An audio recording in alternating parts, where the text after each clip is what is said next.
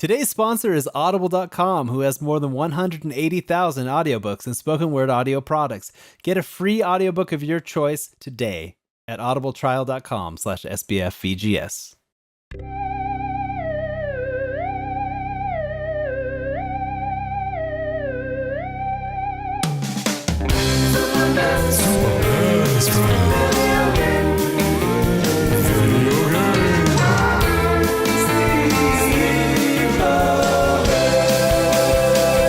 Welcome to Spooky Best Friends Video Game Sleepover episode 80, our 3-year anniversary extravaganza. 3 years. You're listening to the -- video game podcast on the internet that features my best friends. I'm one of your hosts, Adam Redding. Joining me is Mike, the Platinum Pitchfork Lopez.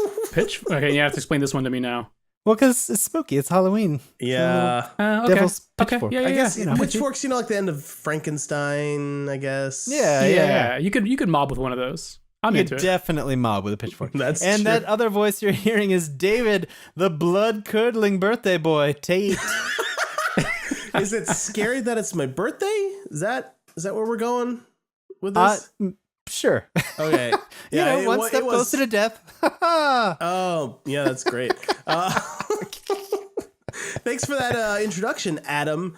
All his fault, Redding. Oh, And, yes. What I mean by that is this is our 3rd year anniversary, and this podcast is all your fault. So Pretty much. Yeah, it's true. We're going to get into that. We're going to have a memory lane segment of the show. Mhm. We've got a bunch of giveaways this episode. Really cool. Really excited about that. We got some Steam codes, some PS4, Xbox One game codes.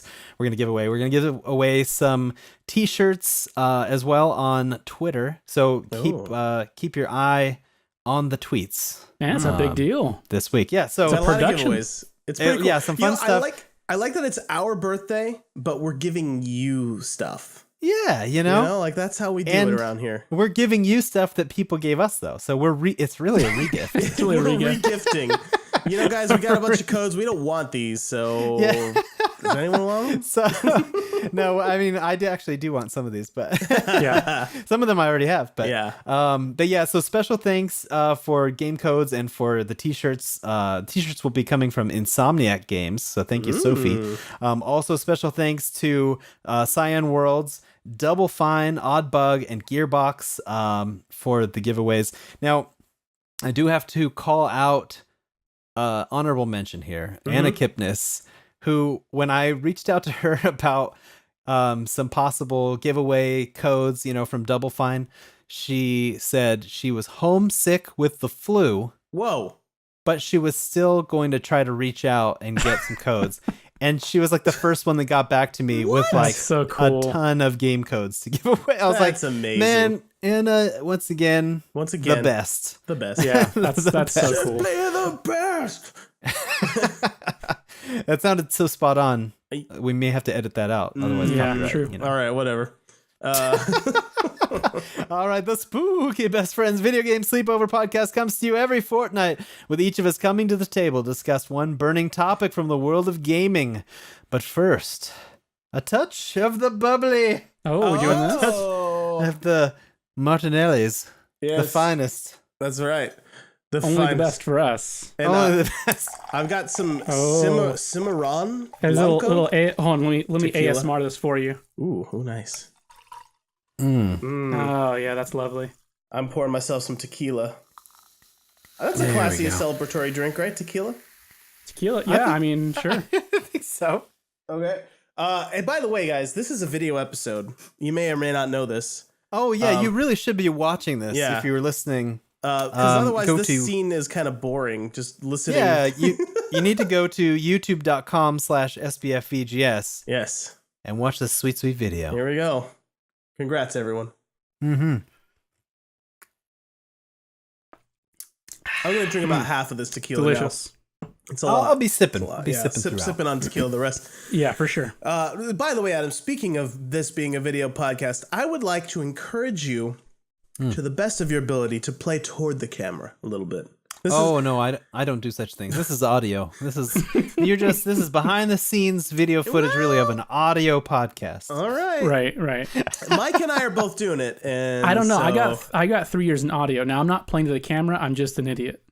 But you were looking at the camera, so it's working out.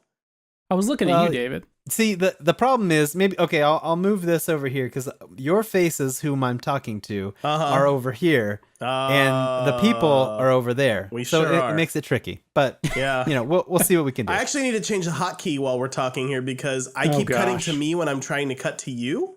And so you get these awkward close-ups of me just looking completely surprised. This is already an excellent episode for those it's- that are just listening. It's very good. I may or may not have already had one shot of tequila. So Well, who's to say?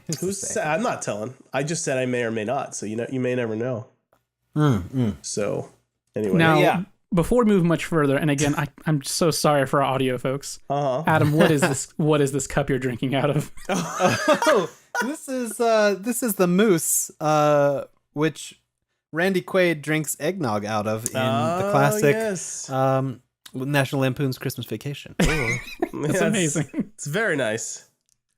Oh, we'll get a nice close-up of that drink there. All right, so now that we've begun the celebration properly, yes. We've gotten the nicknames, we did the intro, all the formalities aside. Yeah, where are we in the show? What are you gents playing at?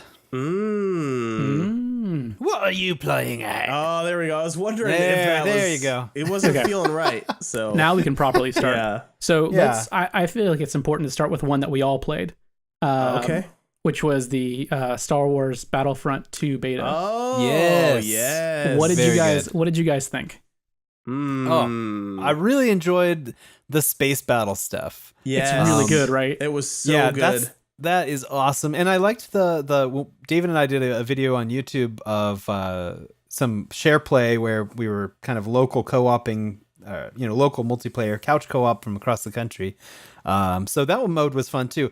I did not really enjoy the prequel map that was forced upon us from one of those fake Star Wars movies, like those those Star Wars fan films, episode 1, 2, and 3. Yeah, so those you weren't so much a fan of those, huh? No. But they were visually beautiful. The thing I noticed for sure a lot about the Naboo video was like there's just leaves, or not video, the Naboo map. There's just leaves blown all over the place. Yeah, just everywhere you go. I don't know if it was like autumn on Naboo, but it was. You were very beautiful. into those leaves. I was so into the leaves. Well, I mean, you can see them right now on the screen. There's so many leaves. And on your video, in that part when you're talking about it, it's like this incredible, like it almost looked like it was glitching. It was so many leaves. That was pretty funny. It was so many leaves. Here's the other thing. Besides leaves, there's about as many doves. It's sort of like walking through a nonstop John Woo film. Just like every corner you turn around, there's just so many birds. You're right. There are birds. I didn't even notice everywhere. them. It was nuts. That's hilarious. Nonstop John Woo. That is amazing. So what else are you playing, Mike? So I played as much as I could of the Star Wars beta. I had a great time with that.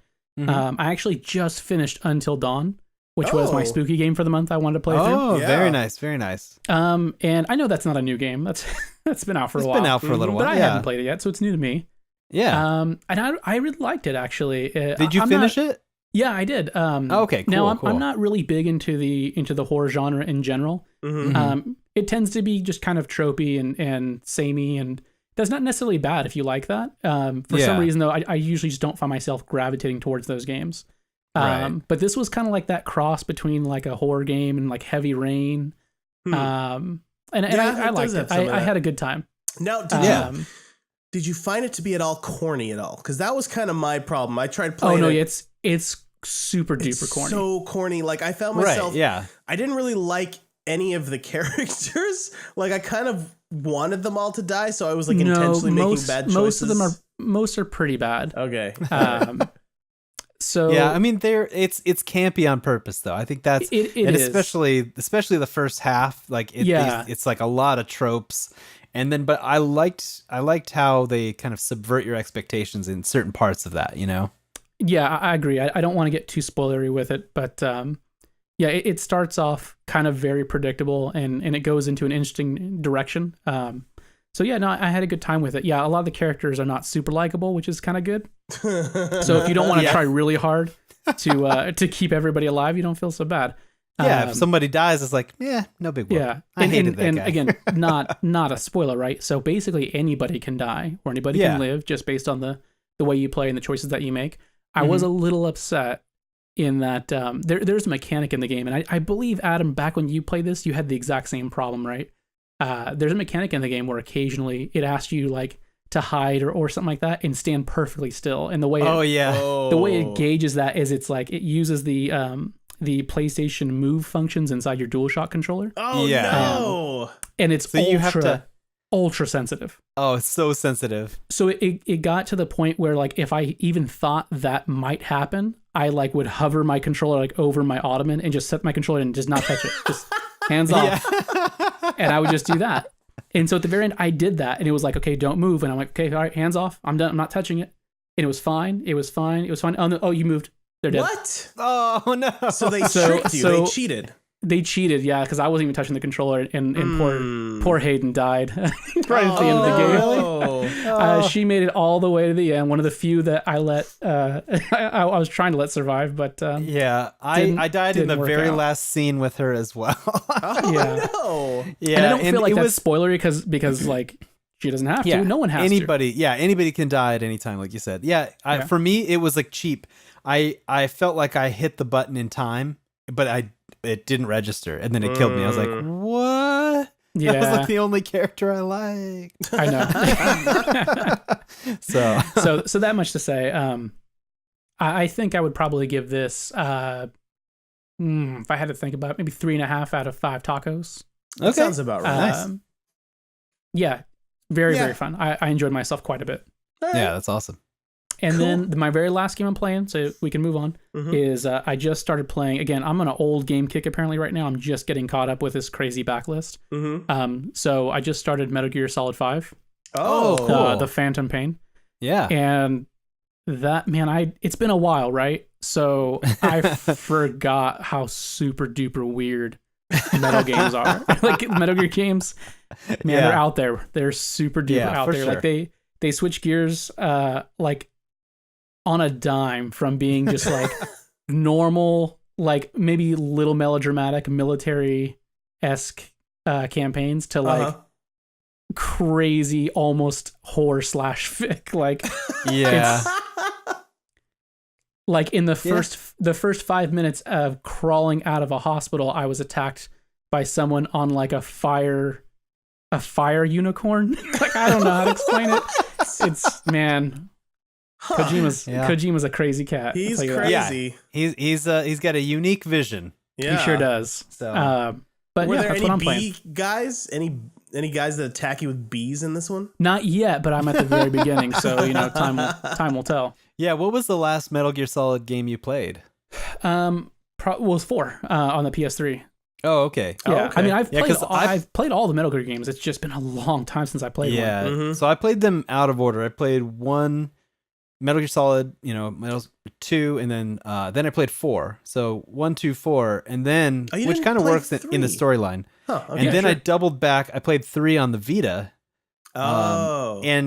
So I've been holding off on playing 5 because I have Ground Zeroes and I have Peace Walker, but I haven't played either of them.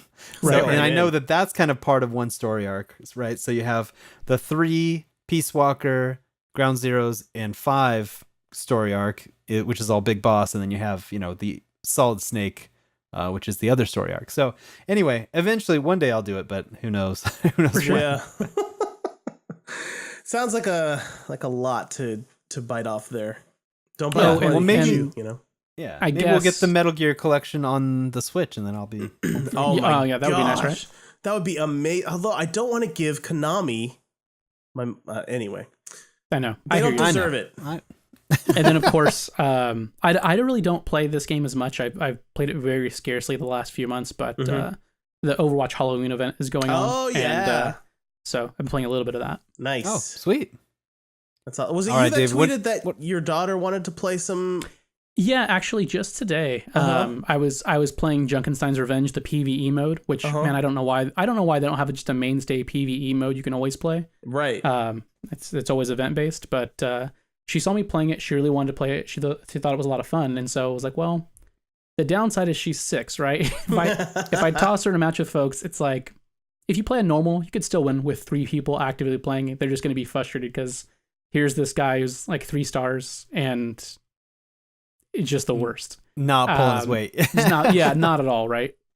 So, but yeah, I tried to. Junkenstein's Revenge is available as a custom map you can make. Mm-hmm. But you can't add AI bots to it. So, and the game won't start if you don't have a full party. So you just can't do it. She played with the general public today. So anyone who played Overwatch today with Taco Douglas doing that junk. I'm sorry. You were playing with a 6-year-old, but as far as I could tell, you guys had all victories. So wow, that's good. That's pretty impressive. You must be very proud. Well. Yeah, good times. Yeah. What about you, Dave? What are you playing? All right. So I'm living in a little bit of OT land. Yeah, population me, unfortunately. So I've been really busy, especially this last week. But before this week, I just polishing up effects shots for that new Star Wars, I'm sure. Yeah, man, that'd be awesome. No, I'm working on a movie called The Greatest Showman, starring Hugh Jackman. Oh, I like him. And the girl who was I don't want to give any spoilers, but the girl who was Mary Jane in Spider-Man is also in that movie. Oh, okay. Yeah. Anyway, it looks pretty cool. But that's what I've been playing a lot of. But I have played some Destiny 2. Nice. I've beat the raid a couple times now, and so that's pretty fun. And so let's see. I played that. I played more than that though. What else did I play? I bought Shadow of War, but I have not played that yet. You gonna play that on PC or what? What are you playing on? I bought it on PC. So I'm gonna play it on that. The reviews are kind of mediocre, but mediocre. A bit you sounded just like one of the orcs in that. That's pretty impressive. Well, that's supposed to be Immortan Joe. It's supposed to be who? Immortan Joe from Mad Max Fury Road. Oh, gotcha. So yeah, it's mediocre, but I loved the first one so much, and all the reviews are basically saying it's Shadow of Mordor again, and I'm like, cool, that's what I want this time. Yeah, I like that game. So it's like the only game with that really cool like Nemesis system and all that stuff, and I was ready for a little bit more. It's been like 2 or 3 years since the last one. Yeah, so, and I've heard the Nemesis system has been expanded too, where you have like not only do you have the ones that beat you and get promoted, but you also have the ones you're recruiting and they're kind of working. You're building your own army, and they're working up the ranks there too. Yeah. So yeah, definitely pretty cool. Yeah, I'm very excited to jump into it. I just need some free time. Probably this weekend that will have just happened when you are listening or watching this video, which you really should be watching it. You really should. You really should be. So, and then also I did manage, you may see this poster behind me. Where is it? It's right there. It says Super Nintendo. Oh, that's weird. Oh, I've got a Super Nintendo controller here. Oh, what's this? What? Oh, wait a minute. I have an SNES Classic here. Oh my goodness. Congratulations. That's the real thing right there. And I managed to get one. And sweet. I've been playing a bit of that too. So I started through Super Mario World. And nice. I gotta say, Super Nintendo games are not relaxing. Like, they are super stressful. Yeah. So, they're a bit hard. Yeah, so I'm not like I can't really play these when I'm like just trying to unwind, because like I'm not relaxed. Like I'm like, oh, I'm dying. I died again. Oh no, like yeah. So I'm playing it when I have time, but not when I'm wanting to relax. So but it's amazing. The graphics are just like I remember. I've been using what's the mode? Like the wide mode, like not CRT mode and not pixel perfect mode, but the mode that all TVs basically showed the games in back in the day. And just having a blast. Oh, and also I did start a little bit of Final Fantasy 3/6. Oh, Mike, cool. Which I've never played before, Mike. I'm excited to see what you should think. be very excited about that. I am. Sorry, I got a last minute tweet here, so I'm adding it to my list. Oh, nice. Oh, okay. Heavens. All right. On the fly. Yeah. I'm doing a little producer work here. Just a couple of pros. That's all. Yeah, no, I'm excited. Yeah, because I feel like now it's hard for me to say, right, I can't be objective, but I feel like that game holds up after all this time. So that's cool. I'm interested to see what you think. So far, I can't really agree with you. Okay, well, you're dead to me. I am having to try very hard to pay attention to the characters that I'm meeting because I don't hear their voices. I don't really see what they look like. You know, like what are you talking about? You go into the menu, you can see what they look like. It's got that awesome Amano art. There you go. I mean, it's like 16 by 16 pixel versions of that art, but they look great. So we'll see. I'm trying real hard though, and I'm trying for you. But the next game that I'm looking forward to trying on my SNES Classic, which I've never played, is Earthbound. And I've heard lots of good things about that game. Yeah. And I can't wait to dive into it. So, and then also, I think this weekend that will have just happened, and I've said this before, but I feel pretty confident about this time. I am going to do a spooky stream. Ooh, and I need your guys' opinion. What are we playing? Is the game Inside spooky enough? Yeah, I've never played Inside, so I can't say. Yeah, Inside is... I don't know that I would say it's spooky, but it's really unsettling. Yeah, that's... It's spooky. It's spooky enough for a spooky stream. It's really good, too. Because I also have, what is it, Outlast? Didn't we get that for free? What was the free? Yeah, like a couple years ago, right? It was a while back. No, we just got free. Amnesia. You're talking Amnesia. I just got Amnesia, so I could do that. Yeah. But I say start with Inside. I'd rather play Inside, yeah. Yeah, it's really good. Okay, cool. All right, so I'm going to do that either Saturday or Sunday, which will have already happened by the time this comes out, so don't worry about it. You can just look on our YouTube channel, youtube.com/SBFVGS. Mm-hmm. I'm feeling this tequila, so that's what I've been playing, guys. I did want to talk about one more thing. We're at the very beginning. This is great. Yeah. No, this is amazing. These two posters here indicate something I've been quote unquote playing, which is Blade Runner 2049. Yes. The amazing movie that's in theaters right now that's not doing so hot. So if you like movies that look really cool, sound really cool, have a really cool story, if you like those things, which I imagine most people do, then you'll probably like this movie. You don't even have to have seen the original Blade Runner, but it would help a little bit. But I think it would help a whole lot. I don't know about a whole lot. I think it would help a little bit. It would help. I don't know how to say this without spoiling things, but it would help a little bit.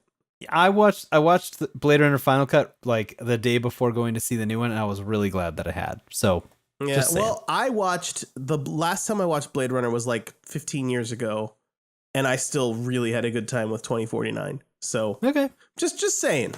So I mean, there are nods and whatever, but go see it. It's beautiful. Go see it in theaters, the biggest screen possible, the loudest speakers possible. I agree.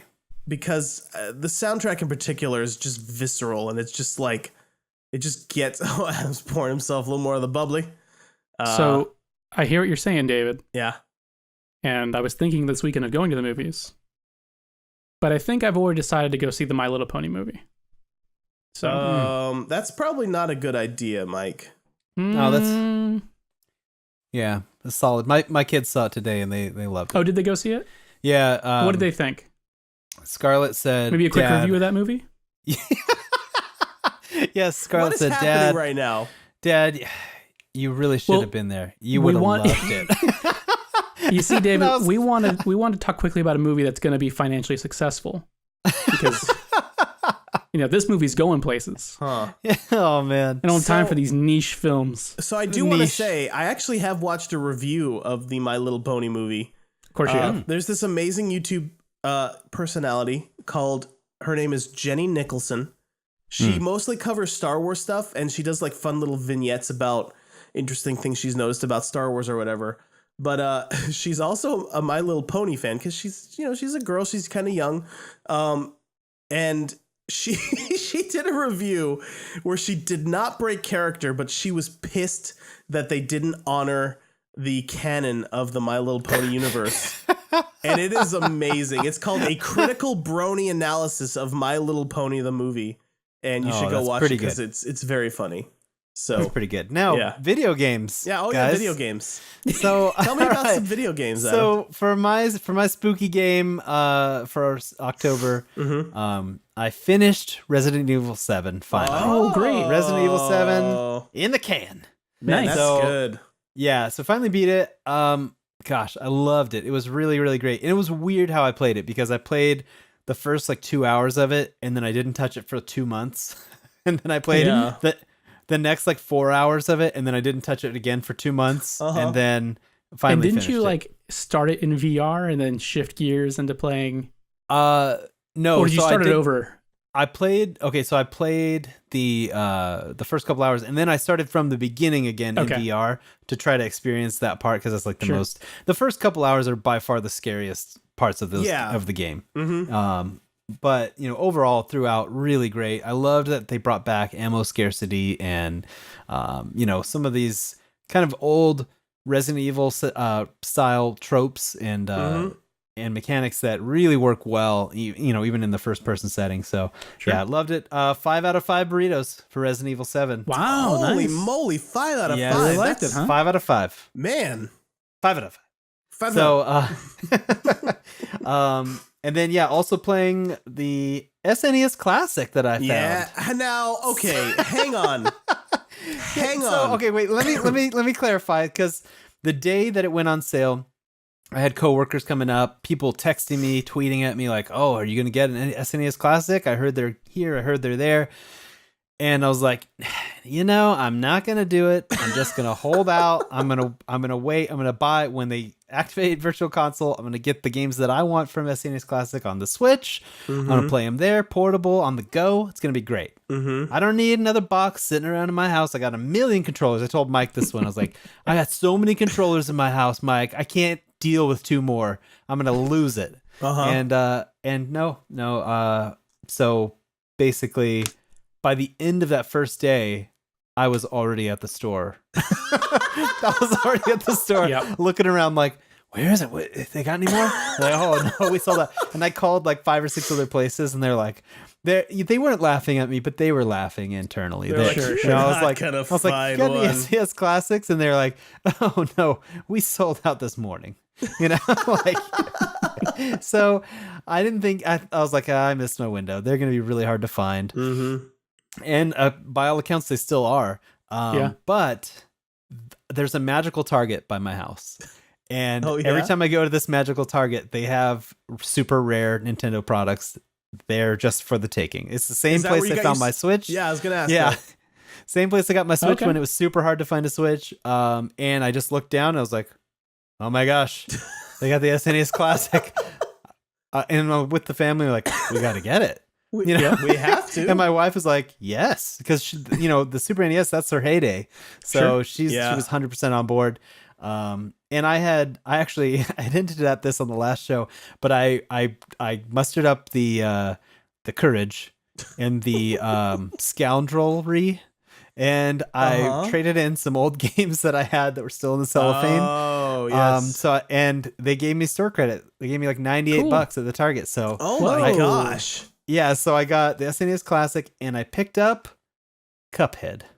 So you basically got an SNES Classic for free. For free. Just with like the games NES that I had Classic. sitting here. Well, because Target will give you apparently $100 per year with no receipt that you can return. So pretty cool. So anyway, little pro tip for scoundrels out there. Crazy. Like me. For but scoundrels. Lovable scoundrels like Han Solo and you.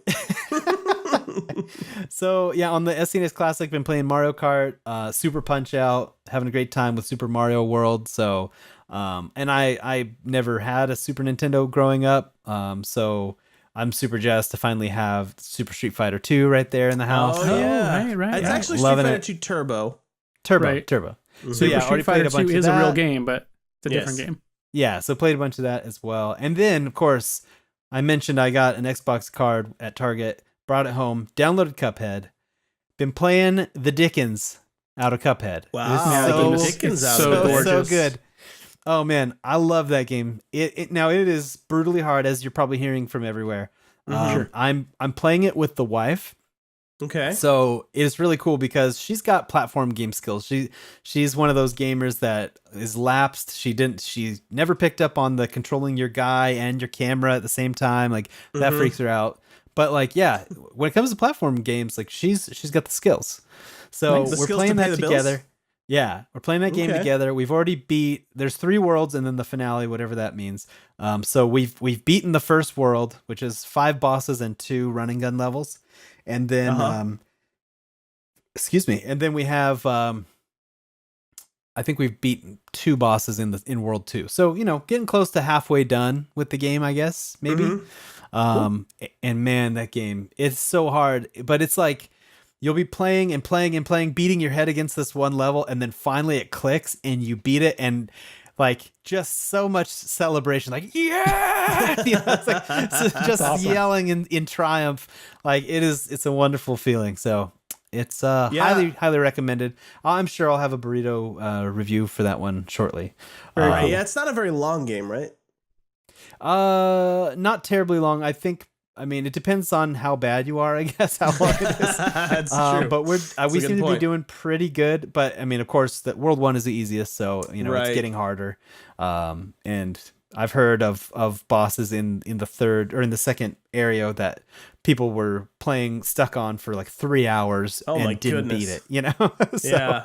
I'm looking at the gameplay right now. It looks beautiful. It looks kind of like it is gorgeous. What era would you say? 1940s? It's 1930s style. 1930s style. Okay. Yeah. So and it's all hand drawn. What they did was it's 24 frames a second animation, but 60 frames a second gameplay. Right. So it's I don't know how they did it, but it's wonderful because it's super smooth, but it has that look. Yeah. It's very it's like a mix. It's like a mix between modern and old. It's with the 60 frames and the 24 frames. It's very interesting. Yeah, so I like it. It's really cool.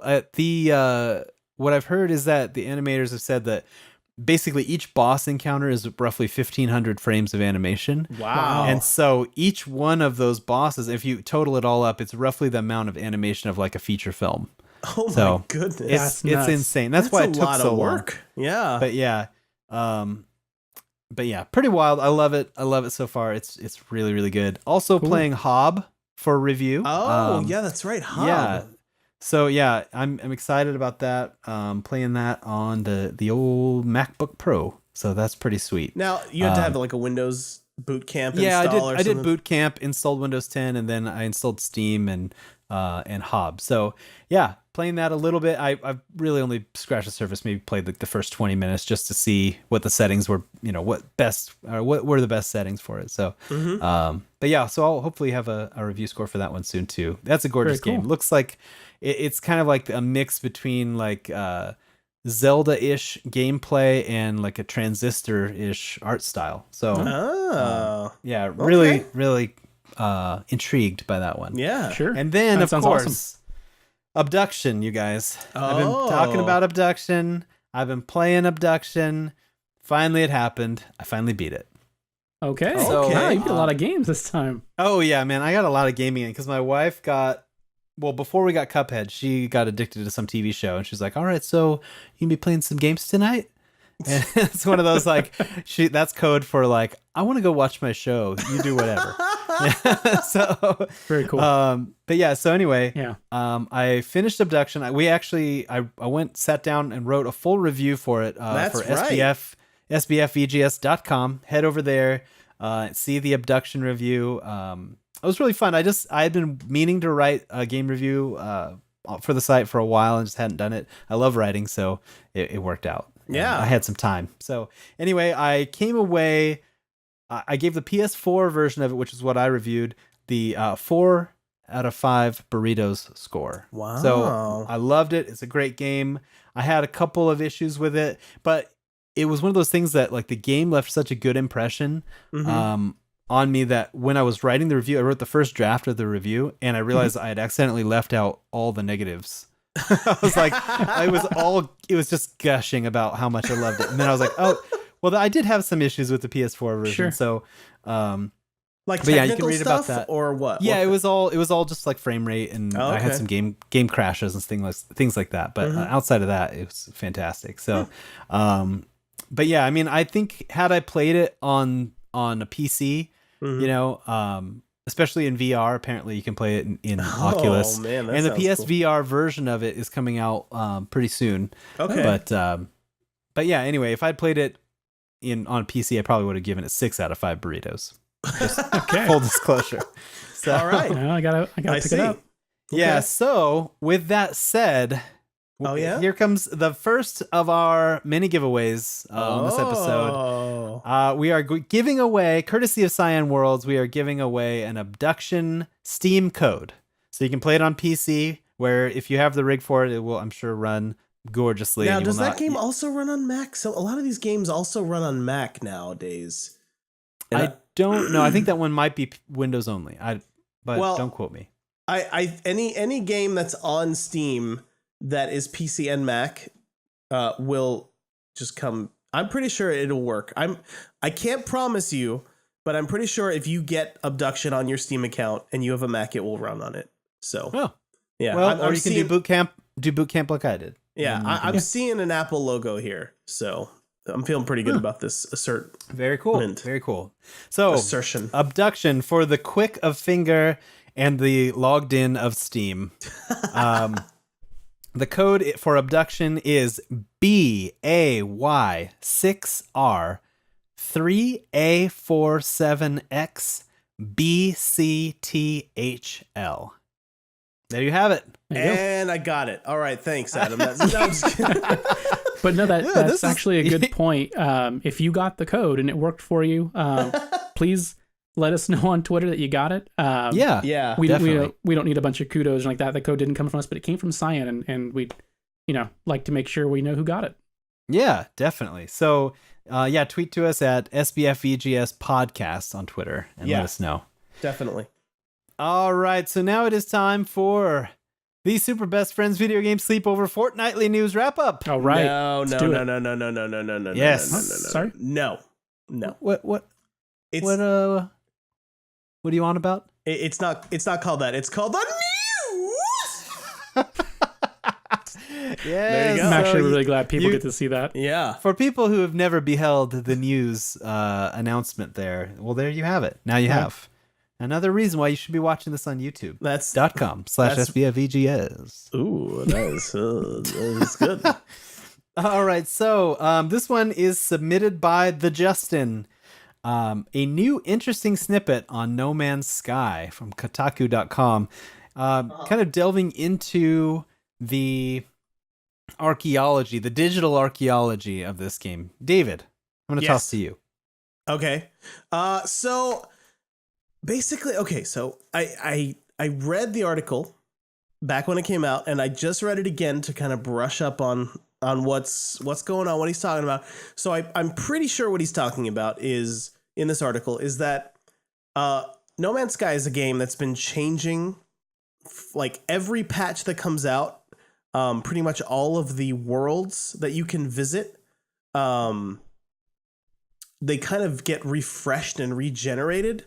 And so what this archaeologist is doing is he's going and finding other players' bases, like shared bases, and like, but not yours. No, not mine. No, you'd have to dig for yours. Yeah, mine not really. Yeah. I don't really have any shared bases or anything like that. So yours sank into the swamp. It burned down, fell over, then sank into the swamp.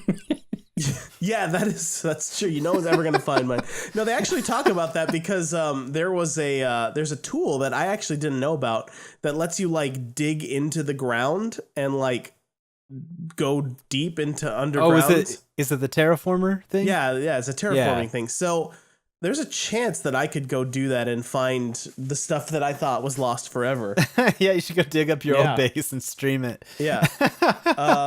So I might do that. But so yeah, what this guy's doing is he's like going to these abandoned player bases, or maybe they're not abandoned, who knows, but you can't really see other players in the game. Actually, you can now, there's orbs. Anyway, he he okay, there's something here, there's something here, there's something here, but there's no mountain there anymore, and you can't build stuff in the air.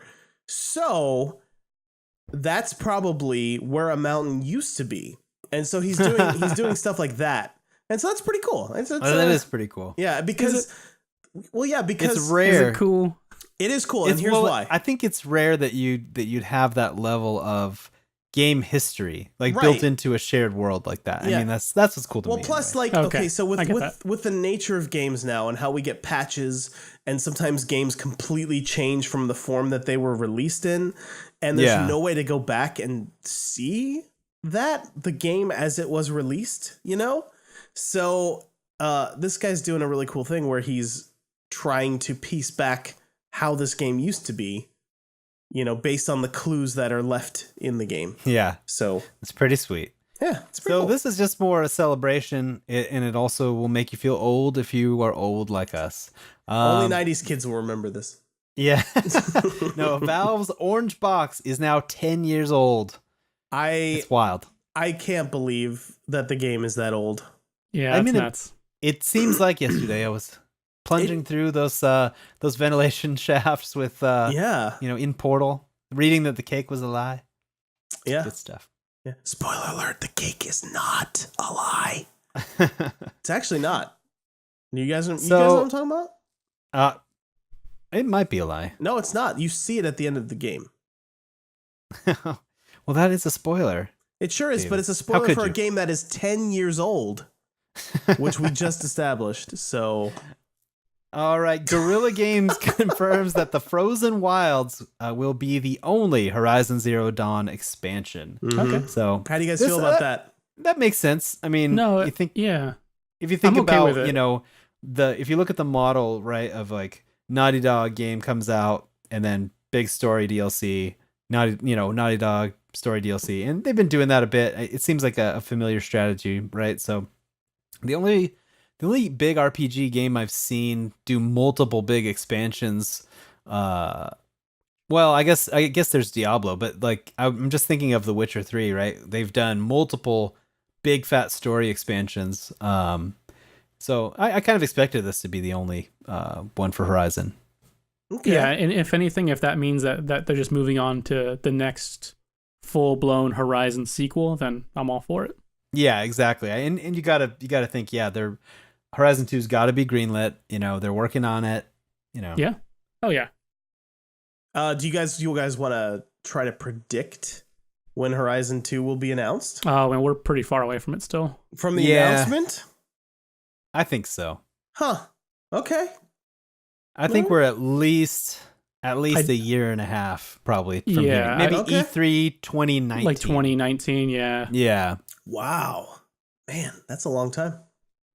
Maybe it's not even a PS4 game. Oh. Now you're getting crazy. All right, whatever. I don't know if I can track with you. I don't know if I believe you. This one's sad. So Lawbreakers drops to only 10 concurrent players 2 months after launch. Oh my gosh, how is that even possible? It's so sad. That is really sad. That game is how many months old now? 2 months. Yeah.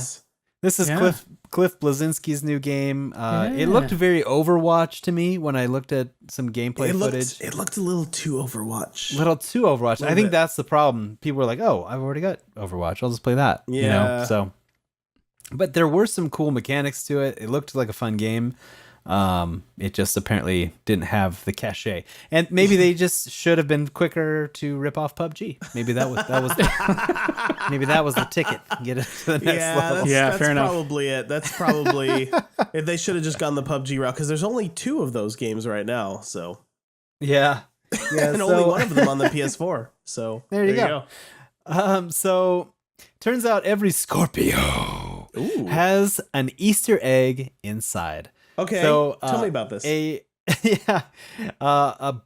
it's a YouTube vlog has uncovered doing a teardown of the Scorpio. Uh-huh. The every circuit board of the Xbox One X has a little tiny imprint of Master Chief riding a scorpion. So makes sense. Pretty awesome. Yeah, if you haven't seen it, go check it out. It's adorable. Yeah, good times. Sounds pretty amazing. Yeah.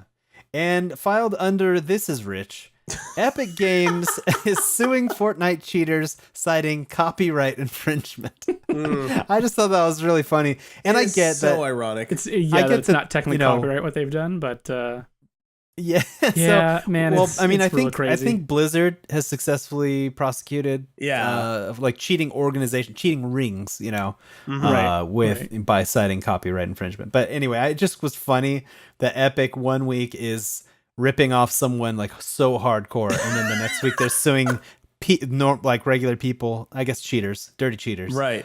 For copyright infringement. I got a little humor out of that one. No, it's delicious. The irony is delicious. So this is interesting. IGN has purchased Humble Bundle. Yeah, this is weird. Really weird. This is like, what are your thoughts on this? We're getting into like conflict of interest territory here, because Humble Bundle is not just a cool like, hey, let's get a bunch of indie games for cheap anymore. Now it's also like an online storefront where you can buy games.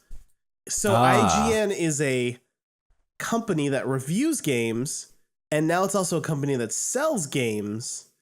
Yes. And like, how much you want to bet in like a couple months you're going to start seeing, buy this game on Humble Bundle, I'm sure. Yeah. And I don't know, like, it's just, it seems anti-competitive to me a little bit. Well, and I think you'll probably see a lot of that on the Humble Bundle store, like, oh, this game got a 9.2 from IGN, buy now, Yeah. And it's like, it's that synergy thing. I don't know if it's necessarily conflict of interest, because really in all online stores, the cream is going to rise to the top.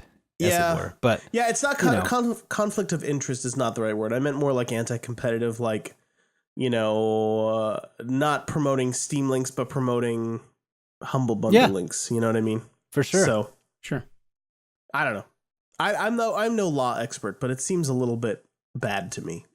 I think it sounds like a problem for people who buy PC games, and so it does not affect me. Well, it affects me and Adam now, because Adam's got a computer that can play games. It's true. So, yeah. So have a little empathy for us, Mike. Let me know how that works out for you. A little empathy for us who have sweet PC gaming rigs now. Yeah. Yeah, Mike. Come on. Oh, man. So Sony announces 60 plus games coming to PlayStation VR through early 2018. So this is good news exciting. For the PlayStation VR faithful. I know I feel like this is partially in response to some of the sour grapes that some of the early adopters were feeling about the new model of PSVR. Yeah. That you can't integrate, or you can't take advantage of the new feature where the audio cable is like inside the main I've got cable. no headphones. If you're looking at at the video right now, I'm showing that I have there are no headphones. No headphones here. So I mean, if you're watching this like you should on youtube.com/SBFVGS, you'd see those sweet PlayStation VR goggles. And the googly eyes. I think this is really cool, because this is kind of telling people, hey, we realize we haven't released a ton of PlayStation VR content in the last, 6 months or so. There's been a lot though. Like there's still this game that I haven't touched it yet, but Star Trek Bridge Crew. It's pretty new. Yes, I mean, other Farpoint. third parties have been and third parties and indies and stuff, but I feel like there hasn't been a big push from Sony in a little while. Sure. I think Farpoint was the last big one. Was that Sony? Yeah. Well, I don't know if they developed it.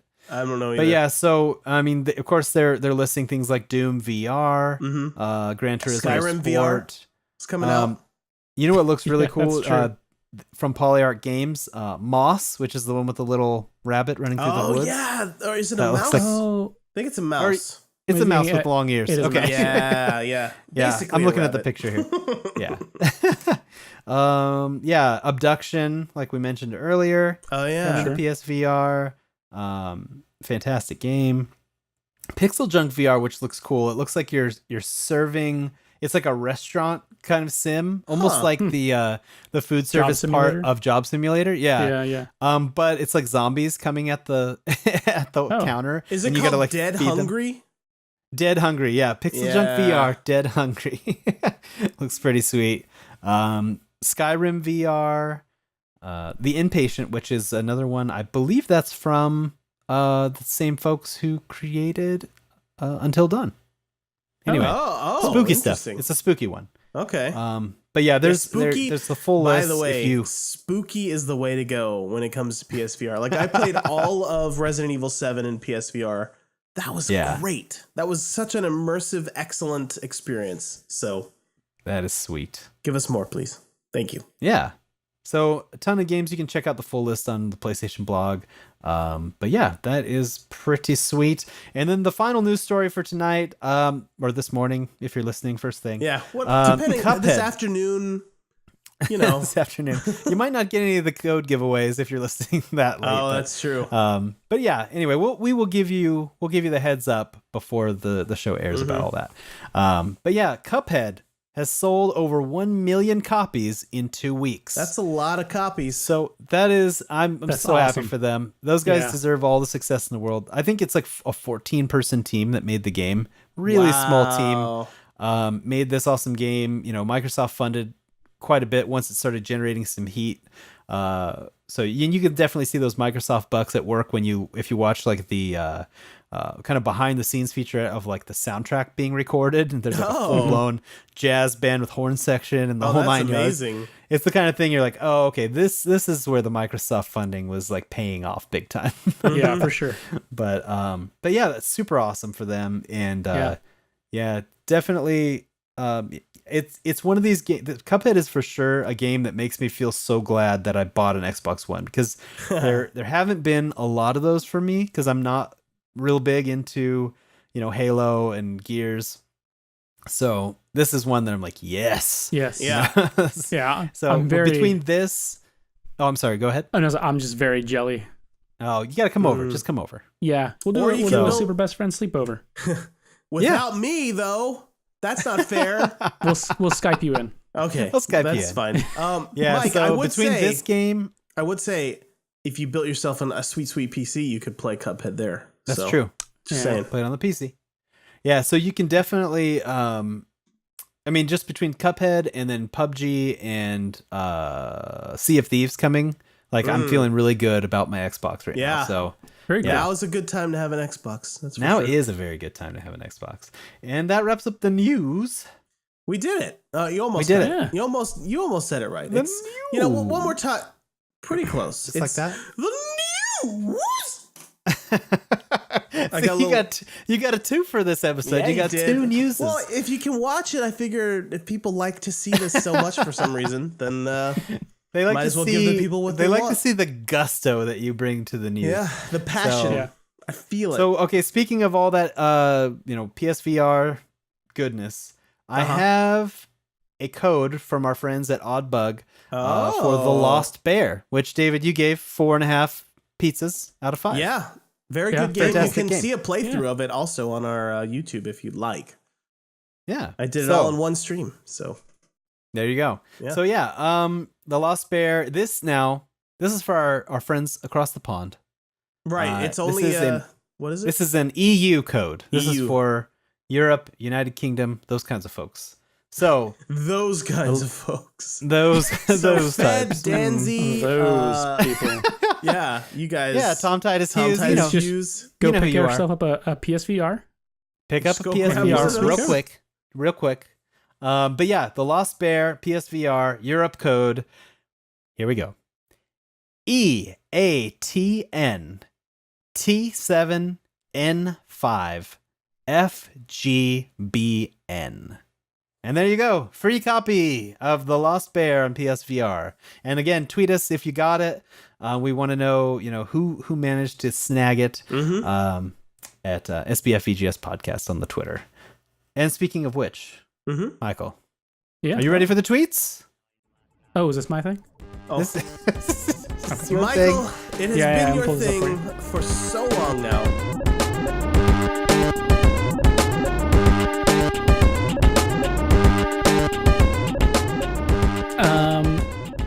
I don't know why you give tweets to the guy who can't read. So, but it's fine. I can fake it. So we got a lot of cool tweets. So let's get to it. Spooky Maya in the October spirit sent us 3 years of awesome. I'm so proud of you guys. Thanks for all the content over the years. what is your all-time favorite SBFVGS moment? Ooh, that's a good one. Man, yeah, so first of all, thank you. Thank you very much. Super awesome. And we appreciate all the support we've gotten from the community, especially from folks like Spooky Maya. Yeah. A regular contributor. Yes. A regular contributor. I think Miss Maya is the first fan I ever had. Now she's a friend, but she was a fan at first. No? The idea of even having fans to me is so far beyond the pale that I can't actually conceptualize that. I think she was a fan though. Now she's a friend, but she was a fan. I think you can safely say it. And she's very, very cool. Yes. And she would like to know, what is your favorite all-time SBFVGS moment? Mine? This is a tough one. We're doing this show for 3 years now, and this is a tricky There have been so many funny or weird or bizarre or just really cool things that have happened so far on the show, like just different guests and things. Honestly, the first thing I thought of, and it's because I have a very short memory, but the first thing I thought of when I read the question was like, oh, obviously it was Christopher Walken and Arnie last episode. Man, I was dying. That. I was dying laughing, but I'm glad. I gotta say for my favorite thing, and I think I even mentioned it, during the show or maybe after or whatever it was, but the Tim Saray interview where we got to deep dive into the Last Night, which is a game that I am so excited for and have a lot of history with that genre, and just it was such an honor to talk to him and to go just get this deep dive into a game that I've been so curious about and that really has not been revealed much. So go definitely check out that episode on the Last Night. That was probably my favorite thing we've done, and it was one of the coolest moments for me. It was amazing how like forthright he was about stuff that I haven't read about before anywhere. You know, he just told us whatever, and that was awesome. So really cool. So I think mine was actually another guest related one when we had Sophie Brennan on. Because Sophie was the best. She just jumped right in. Like, she's the first guest we've ever had where she just immediately felt comfortable with us and just jumped in. And she joined both of you guys in picking on me. And even though I didn't love being picked on, it was still fun that she like felt comfortable. And like, I just felt like I made a new friend that day. And that was really fun. Sophie is super cool. And she was so fantastic to have on. And I agree 100%. It was so cool to have somebody come on and just immediately become just part of the show. Yeah, for sure. Yeah, that was very cool. Yeah. Man, I started pouring through our old episodes, and it is nearly impossible for me to pick a favorite all-time moment. After 3 years, we've had so much fun making the show, and we've had so many cool people on, Sophie and Anna and Blake J. Harris and Greg Miller.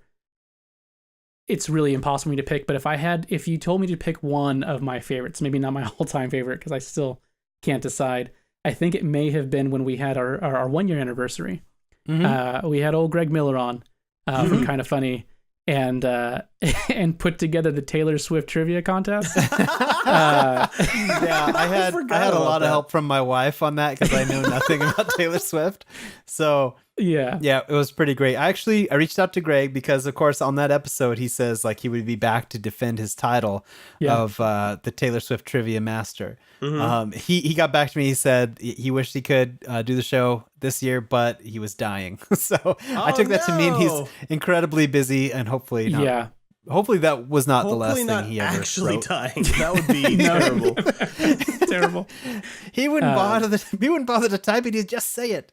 So. Yeah, no, he's very, very cool, and I know he means that. I know he means it when he says he wishes he could come on.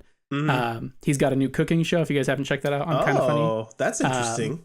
And he recently got married. So congratulations. I mean, and I say recent. It's not like it was 6 months ago. It was like 6 months ago, but still, it's still pretty recent. It's still pretty recent. It's very, very pretty cool. recent, for sure. Yeah. All right. Well, I think with all that celebration, I need a little more tequila. Okay, go ahead and pour yourself a drink, and I'll get us another question. Let's see. Man, now I'm doing this on camera. Like, there's all this extra tension. I don't like it one bit. Hey, cheers, Adam. Hey, Adam, let's cheers. Cheers. Clink. Oh, I spilled. Whoops. Oh, drunky. Oh my goodness. I'm a mess. NTFTT Pod wrote in and said, invite the 3 special guests back for your 3-year anniversary. Arnie, Chris Walken, and Owen Wilson. All right, I got to do a little bit more of this real quick. Also, 3 years equals Half-Life 3? And absolutely not. No way. That game is... Half-Life 3 Someone confirmed, get Gabe Newell on the line. Who oh my gosh, speaking of which, I'm almost positive I saw Gabe Newell walking into Hobby Lobby today. What? He was walking into Hobby Lobby, or maybe it was just a hobo. I don't know. But it looked just like him. It's really hard to know when you look at Gabe Newell. Just like him. Fair enough. Yeah. So absolutely not half. In fact, I was just reading this article. I want to say it was on the Verve. Okay. Or one of those cool sites where somebody said like they've just finally come to terms that Half-Life 3 is dead. It's just not going to happen. Mm-hmm. Yeah. It's not. The guy who wrote Half-Life 3 released the story online. Like, yeah, it's not coming That's when out. You know it's over. Yeah. That's when you know. It's time for us all to give up on that one. But that said, it is our 3 anniversary. I don't know, you guys. Did you happen to invite some guys over to help you celebrate? And so I'd like to introduce our new segment, Walking with Arnie. I love it. It's the best. I didn't know we had a title for it. That's pretty amazing, actually.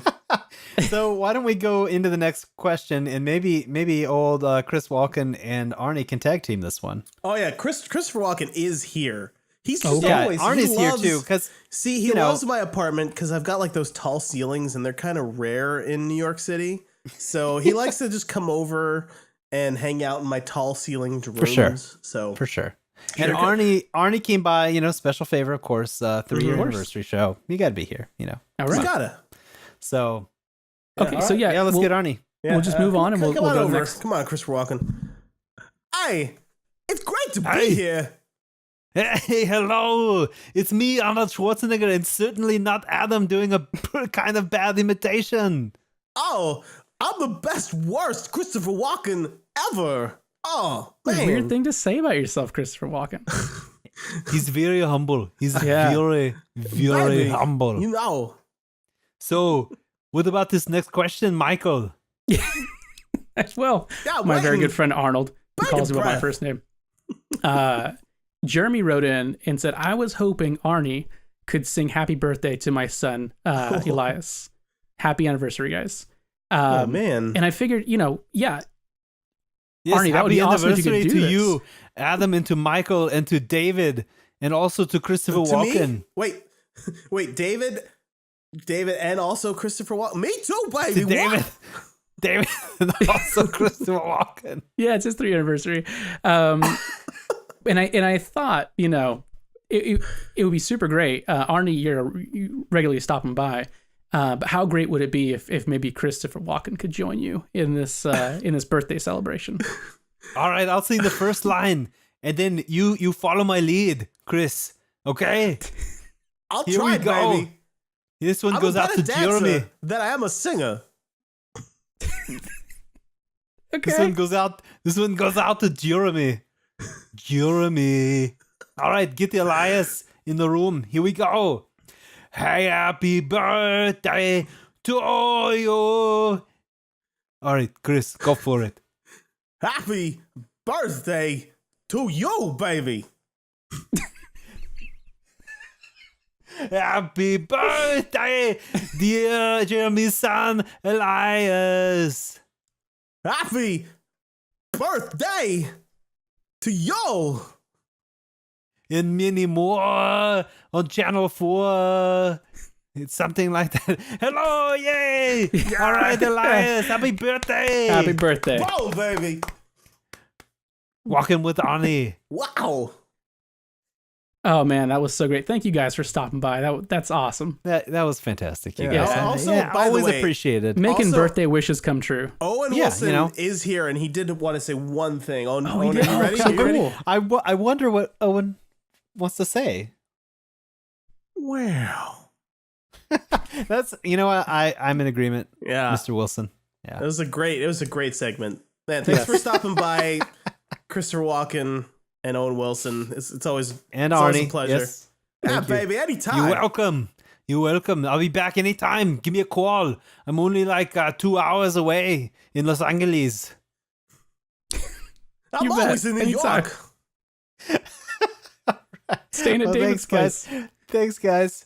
All right. Thank you. Continuing show. with the tweets. Yes, They're my call. let's move on from that as quickly as possible. You don't. Okay. This show. Mm. I don't know how I made it 3 years. Russell Biggerstaff wrote in and said, "How does it feel after 3 years?" I gotta tell you, really weird. He didn't write that. That was my ad lib in there. Yeah, no, how could we possibly still be doing this show 3 years later? Man, I don't know. How does it feel after 3 years? Now, the rest of this doesn't make any sense to me. I'm just going to read it. Let's take a I'm look. just going to read it as it is. No, you have to read it in your best Australian accent. I don't. Is he Australian? Is that Australian? It feels Australian. I don't know. Well, don't make assumptions, Adam. Maybe give this one to David to read in his best Australian this accent. is true. Oh, Yeah, no.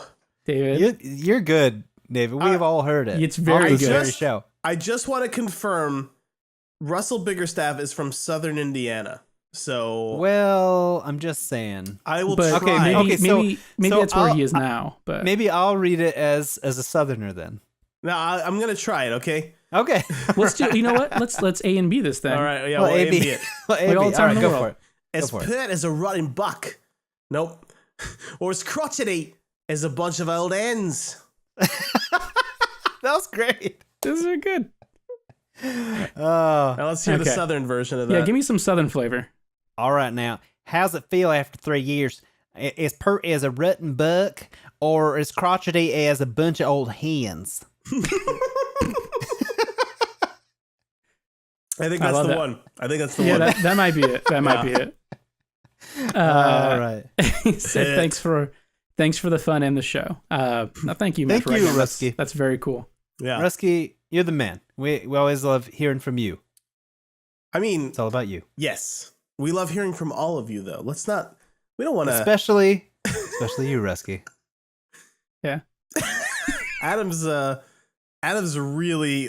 We gotta get a close up. Adam, wait, you stopped. Oh, there it is. Oh, look at him. I think Adam would like to know a little more about Rusky. There you go.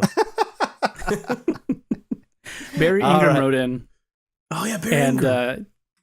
said, Let's powerful aliens invade Earth. You get one enemy boss from any game to help fight as your ally. Ooh. Who do you pick and why? Hmm. Let me get this ball rolling. Boss. Yeah, Yes. go for it. You guys need a second to think about it. I think I've got mine, but go for it. I think generally if you need a villain in the game to be on your side, not to be against, you Right, gotta go yeah. GLaDOS. GLaDOS from Portal. Oh. She's super smart. She's gonna help you think your way out of that, and at the very least, at least a good portion of those aliens are gonna get stuck in some experiment chambers. That's true. So, But I here's would the go that question: can you trust GLaDOS to be on your side, even if she says she's on your side? I mean, at least for a little bit. I don't know. I'm Maybe. dubious. I'm dubious at best. Okay. Well, my gut is telling me Sephiroth. now why is your gut telling you that? Just because he's got the most amazing theme song. You know? That song that plays. Yeah. And he's got like a whole choir singing Sephiroth. You know, like yeah, I guess if you got to battle aliens to the death, you want a really good theme song. you really do want that sweet kicking soundtrack. Okay. Yeah. I was just Certain way to thinking go about it. I was thinking who better to have on your side, because as we all know from watching Independence Day, what have you, man, aliens hate nukes. They sure hate those Yeah, nukes. And that's so, true. with that, I would say Metal Gear. Ooh. Oh, okay. I like that a lot. Yes. That's very good. You got to have Metal Gear on your side. Metal Gear as a final boss. I never considered that. I would have considered like Liquid Snake or Revolver Ocelot or something like that. But Well, you kind of always fight you kind of always fight one of those guys after, but it's not the main boss fight. It's always like you're duking it out on the top, or maybe you do a little something after the Metal Gear. But fair enough. Mm-hmm. So, Mm-hmm. so yeah, that's my answer. That's good. That's a Nerdy, good one. nerdy show. It's very nerdy. Yeah. Travis Roberts wrote in and said, "What's the most surprising thing each of you has learned about the other two hosts in the last 3 years?" This is a super cool question. All right, so this Man. I can answer this one pretty quickly. Okay. Adam's in a rough spot because he knew both of us pretty well before this podcast started, but Fair enough. I didn't know Mike very well. The most time I'd spent with Mike was one night of solid rock band partying. One magical night. One magical night. Mm-hmm. That was the first time I hung out with him. And the second time I hung out with him, I bought him and his wife and Adam and his wife tickets to go see Scott Pilgrim. Scott Pilgrim Scott with Pilgrim. Edgar Wright and Guillermo del Toro was there. Yeah. Michael that was Cera really showed cool. up, and the rest of the cast just showed up. That was it was in awesome. LA. That was pretty Yeah. fun.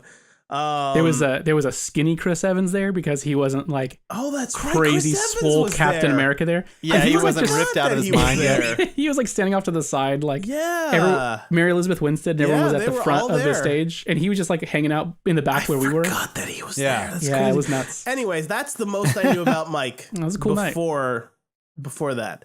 So, I would say the most surprising thing about Mike is how bad his opinions are, and B, how stubbornly he sticks to them. Huh.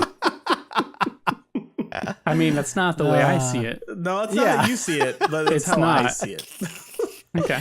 I think, I'm going to say this one actually, I thought about something, but Did this you? is actually, and this happened recently, okay. but this rocked me to my core, David. Oh, uh-oh.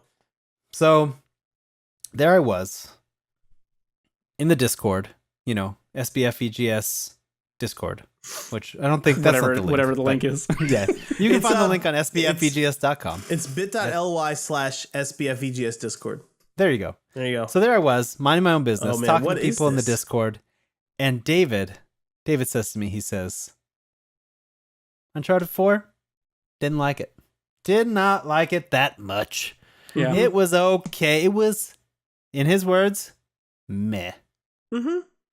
It rocked me to my core, and that was the day I really realized that David, he's bad. He's a bad man. I'm Well, a and bad maybe- man. Hey, at least I And maybe a don't... little bit of a liar because we did do an entire Uncharted 4 spoiler cast That where we wasn't all my gushed idea. about that game. Yeah, but I podcast think was my I idea. was thinking of taking Uncharted 4 spoiler cast clips of David gushing about how great the game is and splicing them in over pieces of our episodes where he badmouths the game now. I like And it. so that way, we get the true story out there. Guys, how you. fun would a spoiler cast be if I acted like I hated the game the whole time? I'm just saying, like, either you liked the game and then I dramatically changed your enjoyed opinion, playing it. or I got you tired spent of a it. whole podcast just lying, lying to your teeth. No, I didn't hate the game, but it's not my favorite. It's definitely not my favorite Uncharted game, and it's definitely not my favorite game. So, Yeah. So, and then the most surprising thing about Mike is, gosh, over the course of this podcast, Mm-hmm. that's tough. I'm gonna pass to you, Mike. You go ahead. Here, I'll then fill in some gaps for you. I gotta think a bit more about you. Yeah, you think about it. I'm going to toss out some words for you. You just do what you will with them. okay. Picture Mike. Think powerful. Think confident. Handsome. I don't know. Just it's like I don't want Do to what put you words will. in your mouth, but you know what? Oh, you know what? I guess because this is here's my other answer then for Mike. What surprised me most is in podcast form, he's very careful with his words. Yeah, he and is. and stays back a bit more. Whereas in person, he's one of the most talkative people in the world. Oh, you know what? That's fair. I didn't So, know you were talkative, Mike. Oh, 100%. In person, if you guys ever meet Mike, like if Mike, I don't know if you're planning on going to PSX. I am planning on going this year. I'm thinking really, really hard about that. I might. It would be I might really fun. going. It would be really fun. But, Yeah, so if you do meet Mike at PSX or PAX or something like that one of these days, The guy won't you shut will up. notice he's super talkative, and you may have gotten a false impression of his demeanor from this show. Yeah, I don't know. I actually didn't know he was super talkative. Yeah. That's when is totally PSX? fair. PSX is December 9th and 10th or something. I'll I think Google. that's right. I don't think I can go to that. I was It's like thinking, the second what if week of I December. flew out too? Man, But that I would be can't. so cool. That I would be can't. awesome. I can't do that Yeah, in it December. is December Yeah. December 9th and 10th at the Anaheim Convention Center. I I gotta can't. give that some real thought. can't do That's that. funny that you mentioned that, and I think it's totally a fair assessment. I think I do kind of take a step back for the podcast, and part of that is because, especially as we've started off, and we were all very new at this, and we've all, I think, kind of settled in. It never really normalizes, I don't think, but It's never normal. Every week I it's have never no idea what normal. to expect. I have no idea what I'm gonna say. right. Yeah. I have no So idea how long it's going to be. No, oh my gosh. This one's gonna be a doozy. I by the way. occasionally look at the clock and sometimes it's like, Mike, don't talk. It's like you're 3 hours deep. You gotta go to bed at some point. I think one of the things I don't want to say surprised, right? Like David mentioned, we'd hung out a couple of times, and shared pizza and all that great stuff, but we hadn't It was really magical. Yeah, we hadn't become close friends yet. Yeah. And as everyone on the who listens to the show can attest, like he's hilarious. Like he's so What? good. The impressions are top notch. I'm not The the impressions funny are one. top- The impressions notch. are top notch. You're the funny one, Mike. You're the funny one. I don't think that's true. I'm at the all. lovable one. I don't talk enough to be the funny one. So yeah, David's absolutely hilarious and a really great guy. And I think over the last 3 years, I could say that's what I really learned about him because I didn't know him that well. He's so Why did you such a have to good say guy. something really nice? Because now I And- feel really bad. I don't feel no, it's fine. Those are legit things. I would throw out words say like handsome and confident, powerful. Yeah. Who are you talking about, Adam? No, I'm talking about you, my friend. Oh yeah. So what about this guy? Let me soak This it all guy in. over here. So I think it's really funny that you would say I stand back and I'm quiet and it's different how I am in person, and I think that's 100% accurate. And I knew coming into this that you were a showman. I've seen you perform live. I know all about your band days. Yeah, the old days, the old rock and roll days. Right, but Wearing my leathers. almost from the start, I was surprised at how naturally good you were at podcasting, or even Why, thank you. just that sort of radio presence. And everybody that I've recommended listen to the podcast, like folks that we know, that know you, have come back with that same response. Like, actually, Adam's like got an amazing radio voice. Like he's really Yeah. Wow, Everyone thank you. loves your voice, Adam. Everyone. It's that perfect Hey, tone. why I'm don't just you- drinking it in. Just drinking it in. Adam, why don't you just Handsome, give him powerful, enough. Please. confident. No, wait. Please stop. Please. Wait, give our listeners a little bit of sugar. Give them some. Come on, just give Yeah, them. They oh, love you want- your you- voice. Welcome to You wanna take them to Superman's Flavor Friends Country? Video Game Sleepover. No, that's too smart. I mean, just like a pleasant, like maybe someone's listening right now and they're like trying to fall asleep. Just give them like a little just a little something. You want an ASMR to sleep? Yeah, just a little. You're walking down a garden path. You hear, off in the distance, monkeys ravaging each other. That couldn't have been more perfect. I know I'm ready to go to bed. All right. Good night, everybody. Good night. All right. So if you're asleep, you're gonna miss this next part. Oh man. But yeah, Michael, please. Yeah, please so continue. that was our segment where we pat each other on the back, I guess. Well, except me. Apparently, I just destroyed Mike. Well, Oh yeah. I think it would be fair to say that David is the funny one, but also kind of the mean one. Very cruel to his good friend Mike, who has nothing but good things to say about him. I gotta say something nice about you, Mike. I didn't realize how amazing your hair was. Either your hair is so- amazing. And you know what? So- Neither did the listeners until this very episode. Now I feel really bad, right? Because let's dive in. Let's go backstage for a second. okay. I knew we were going to record this when I'm being on YouTube, so my plan was to go get my hair did. In my trusted salon, where they always do me right. Yeah.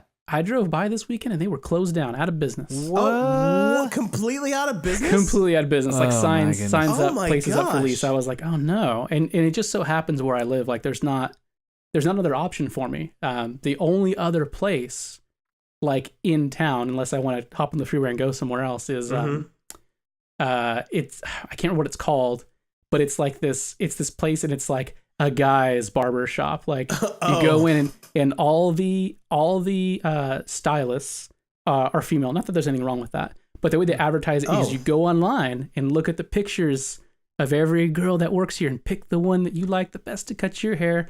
And there's going to be sports playing, and and it's like, this is, I can't, this is not for me. This is like the worst. So let me just kind of fill you in on something. In New York City, there's this whole like haircutting culture. And I kind of thought this is where you were going with this. Like you go in, there's like a bunch of dudes in there, and there's a bunch of male barbers, and they're all like super like, hey, how you doing? Oh, it's great to see you. Oh man, you're, whatever. And and they give you like a whiskey, and you like go in, they like shave you, they do all the whole like, they give you the hot towel. Yeah, the hot towel, all that. Yeah, there you go. It's like, and it's like this like, weird male bonding thing that's kind of gone away a little bit in our culture, like male bonding. Ooh, that's weird. But it's like this remnant of this past. So I thought that's where you're going, but no, I'd be totally down with that. Totally different. This is weird. I went in this weekend to get my hair did and get a facial and a hot towel and the whole deal and be pretty for the podcast. And I had to cut it myself. So well, still looks amazing. It's getting up there, man. If I let this go much more, I'm going to be in like JoJo's Bizarre Adventure like territory. But I have to say, my hairline's going back a little bit. Adam probably not would mine. say Mine beautiful, is David. Stalwart. Mine is steadfast. Yeah. Well, Mike's Mike's is steadfast. Mike's hairline is the same that it was when he was 20. Yeah. Quick shout out though to the Blockhouse in Nashville. If you need haircuts, that is a super sweet joint. It's like barbers. And kind of like what you're talking about, there's a bar. It's a barber, so there's a bar there. There's some pool tables, there's chess. They have cool merchandise. It's owned by our buddy Matt Fine from the old band Celebrity, if you recall. I remember Celebrity. Yeah. So wow. If you are in or around the Nashville area, get your haircut at the Blockhouse. There you go. There you go. A little free plug. You should tell them about this plug. Yeah. Maybe they could be a sponsor. I like that. Yeah. Maybe I'll send you like some codes. Some codes for haircuts? Haircut codes. Ooh. That's pretty good. Man, we got to stop. No, we don't. I was going to say something that would not be appropriate for the podcast. I appreciate all the compliments we're giving each other, but let's move on to something less awkward. All right. Well, let me hang on. Let me lift the curtain a little bit. This is the first episode we've ever recorded on a Friday night.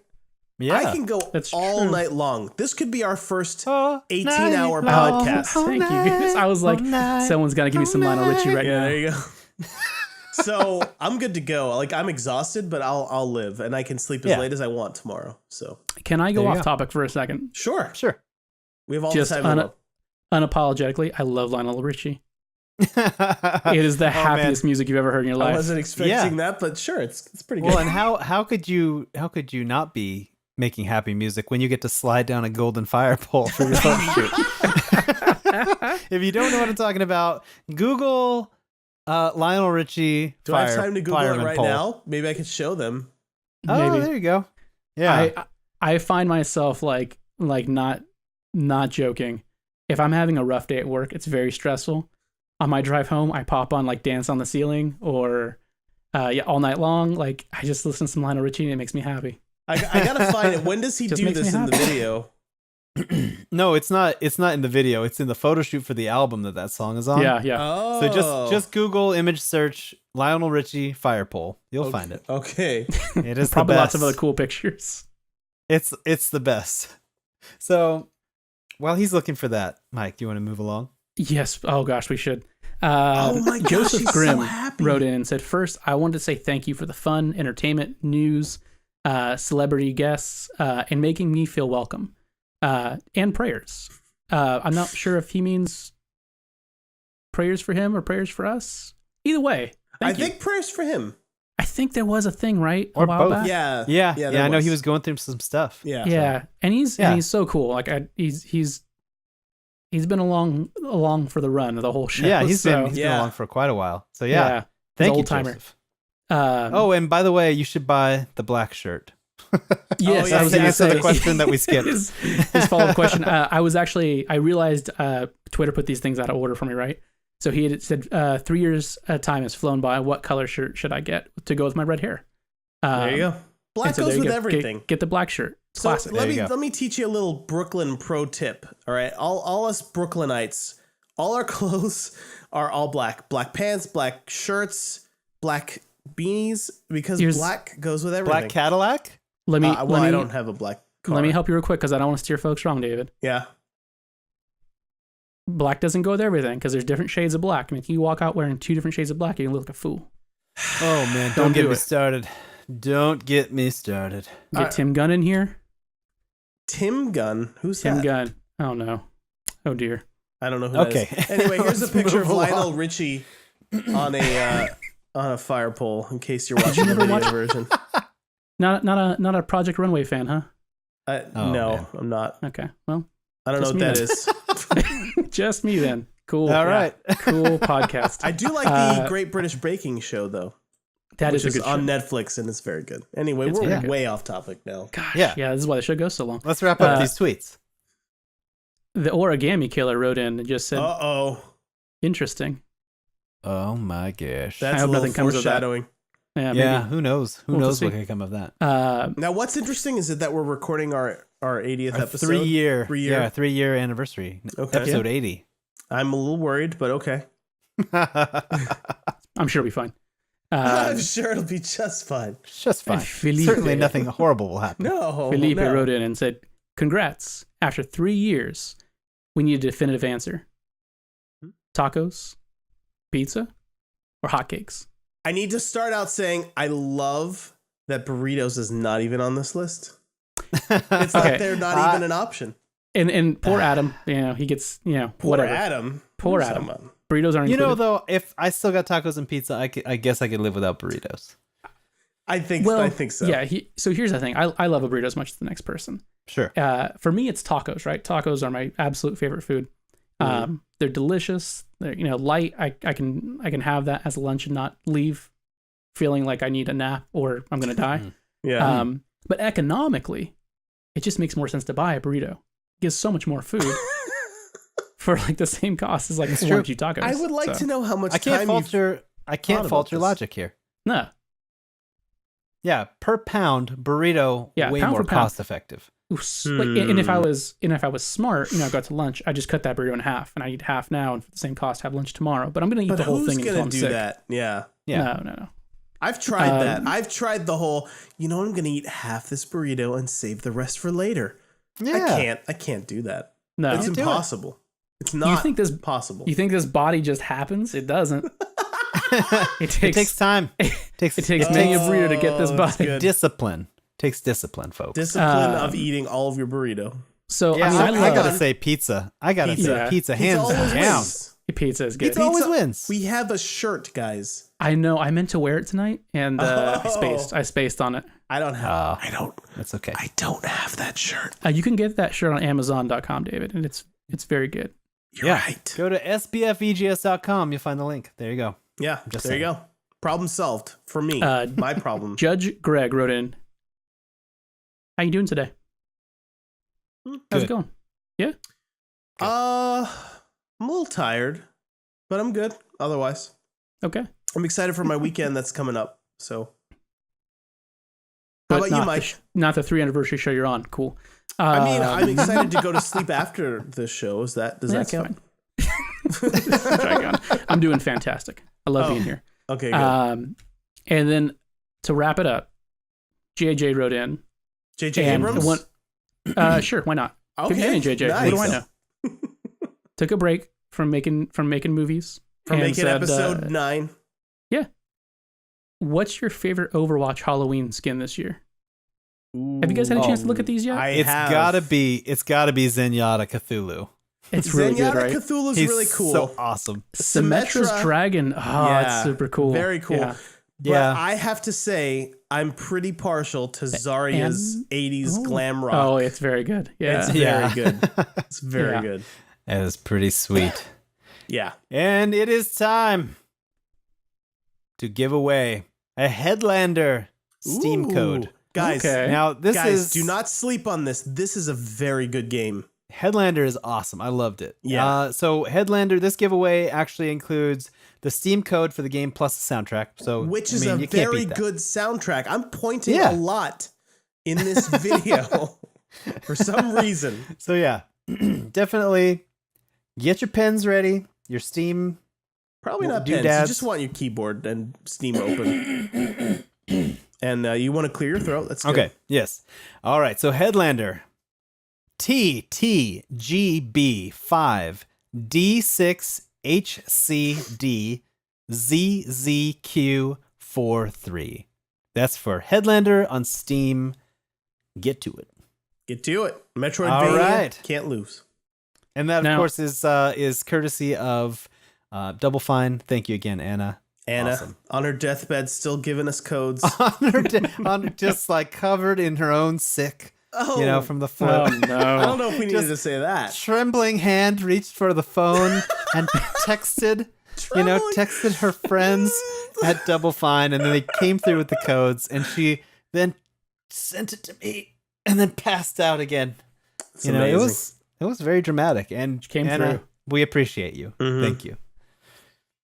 All right, so right here, before I sell you things, I was thinking it would be really good.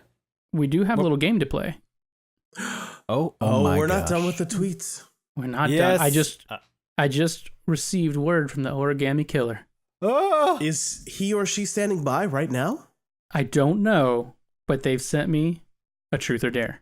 Oh my gosh. Oh my god. You're going to have to round robin this thing. Wait, before we do that, I'm going to re-interrupt you. Please do. So I got a note from the Origami Killer as well. Oh my. Wait a minute. Ooh, hold on. Mike just dabbed his, not like the dance move dab, but he dabbed his forehead. It was my clever. I was feeling peckish anyway, and I was like, this is a good opportunity to bring in some props. Peckish would be hungry. You're feeling hungry? So I'm a big fat man, David.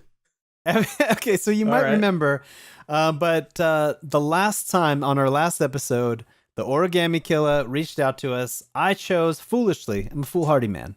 I chose Dare. You sure did. And the Origami Killer dared me to take a video of Mike and David playing a game online and overdub all the sounds with just my mouth for 15 seconds. For 15 seconds. Now I overdid that. I think I did closer to a minute, if I'm being honest. It was 46 seconds that you did. 46 seconds, way closer to a minute. So anyway, I found a clip that would do, and now I am delivering on my dare right now.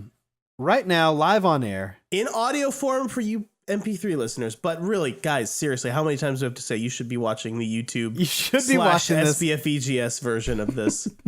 Yes. And let me pull that up really quick. Let me switch to the scene, guys, and I'm going to hit play right about now. Oh my goodness, I'm getting so tense right now. Oh, nope, don't want to build anything right now. Well, maybe you do. Oh my gosh. There's so many people to the south of us. Oh, they got me. I got sniped. See if you can res. Oh my gosh. Can you res? Sure wish I could see exactly where they were. There, okay. to the south, to the southwest. Oh boy. We're totally surrounded. Man, it's just the slowest res in the world. We placed fourth, Mike. Let's watch how the rest of this game We sure plays did. out. Oh, it's so good. It's so good. Even in just audio form, it's really good. So there you go, Origami Killer. I hope you're happy, sir or ma'am. Dare has been fulfilled. Mm-hmm. There you go. All right. But okay, so why don't we go ahead? Let's get into The next truth or dare from the Next Origami. truth or Now, dare. did they send us a like reading on our like main account at all? Well, Or you did should we have just get individual tweets? you should have received an I individual. did, but I just want to make sure we're not missing like a preamble or something. No. Yeah, I Okay. mean there was a little bit of preamble, just wanting to make sure that I knew that horrible things were going to happen if we did not, if I did not come through on that dare. Yes. So now that the wrath of the Origami Killer has been abated, here we go. Yeah, Without we further dodged a ado- bullet on that one. Mike, go ahead, take it away. So in my envelope, and by envelope I mean my smartphone, because I just realized Yes. we are on video. People can see exactly what I'm doing. Can't cheat as much in video form. No, Yeah. not at all. So off of my phone, what I have is I have Adams around. Uh-oh. Ooh, Mr. I like Redding. Truth or dare? I went brave last time. I'm going to go truth this You're gonna time. go truth, okay. Truth. You've I'm an learned open your book. lesson. I'm an open book. Yeah, man, this is a good one. Oh boy. Okay. Very, very saucy. Have you ever romantically fantasized about a video game character? Ooh. I think I talked about this on one of our early episodes. Oh man. But it has been a long time. Yeah. Man, when I was 16 years of age, I was smitten. I was deeply in love with Okay. the triangle boobed Lara Croft. Her PlayStation 1 pointy it's so bad. 3 though. polygons. Man, I loved her. I confess. So, yeah, so there you have it. I mean, Laura, all my love. have you seen this game recently, Adam? No, I know This it's is a ridiculous. very embarrassing revelation. This I mean, game yeah, does not- her face is like completely flat and face like a frying pan. Oh, it's so yeah. Yeah. You love those frying pan. Back when we were 16, you loved those frying pan face girls. Oh man, yeah. All right. good. Well done, Lara Adam. I like Croft. that. That was a good one. It's good. All right. Okay. I Adam, think Adam, it would be your turn now to Yeah, review, so- yeah. which I'm guessing is mine because I don't Yes. have my own one. David. so. David. Truth or dare? So here's the deal. If I pick, I'm not going to pick this. I am not picking dare. Mm, No why dare not? pick. Who's But if to I say did, what you'll it's pick? going You to know, be who's me to say what you streaming. would? It is going to be me streaming something embarrassing, like dancing, or maybe she wants me, or he or she wants me to beat a game that I don't have any interest in beating. So I'm gonna say truth. Okay, all right, here we go. I can't do a dare. you picked dare? No, I picked truth, Mike. Just making You're sure. not getting me again with that Elmer Fudd rabbit season, duck season trick.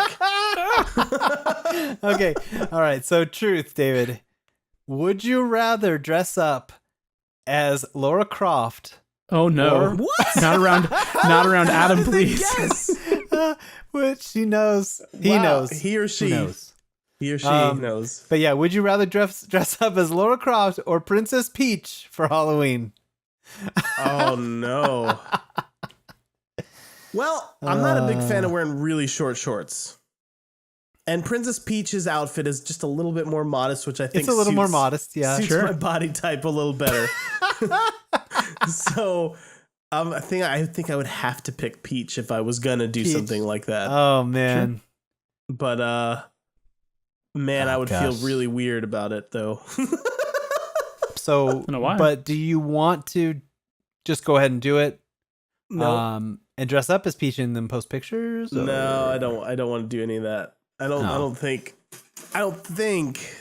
I could pull off. I think that that's look. what the audience wants, though. I'm just saying. No. Yeah. That's what the audience No, wants. nobody wants to see that. I know for a fact. Nobody wants to see that. So All right. Adam, wait, is it Adam? Yes. No, it would be Mike. No, It would be Mike. Well, It would be Mike. Adam didn't do you get not two. do you not have it in front of you? Okay, so it's time for truth or dare. Yeah. Mhm. Which do you pick, Mike? Kind of have a trend of truth going. I don't want to break the cycle. Why don't you go ahead and give me truth? We'll be a bunch of honest, wait, honest are young you- gentlemen. Don't you? Are you Don't chicken out now, Mike. Sure? Are you I'm not chickening. sure you don't want to do the truth? I'm an open book, David. Yeah, but maybe you're an open book so much that you'd like to do the dare though. Maybe. Yeah. Oh, that's a good point, David. Maybe. Maybe you go for the dare this time. Because I did it last time. I mean, I feel like it worked out well for me. No, I'm gonna go truth.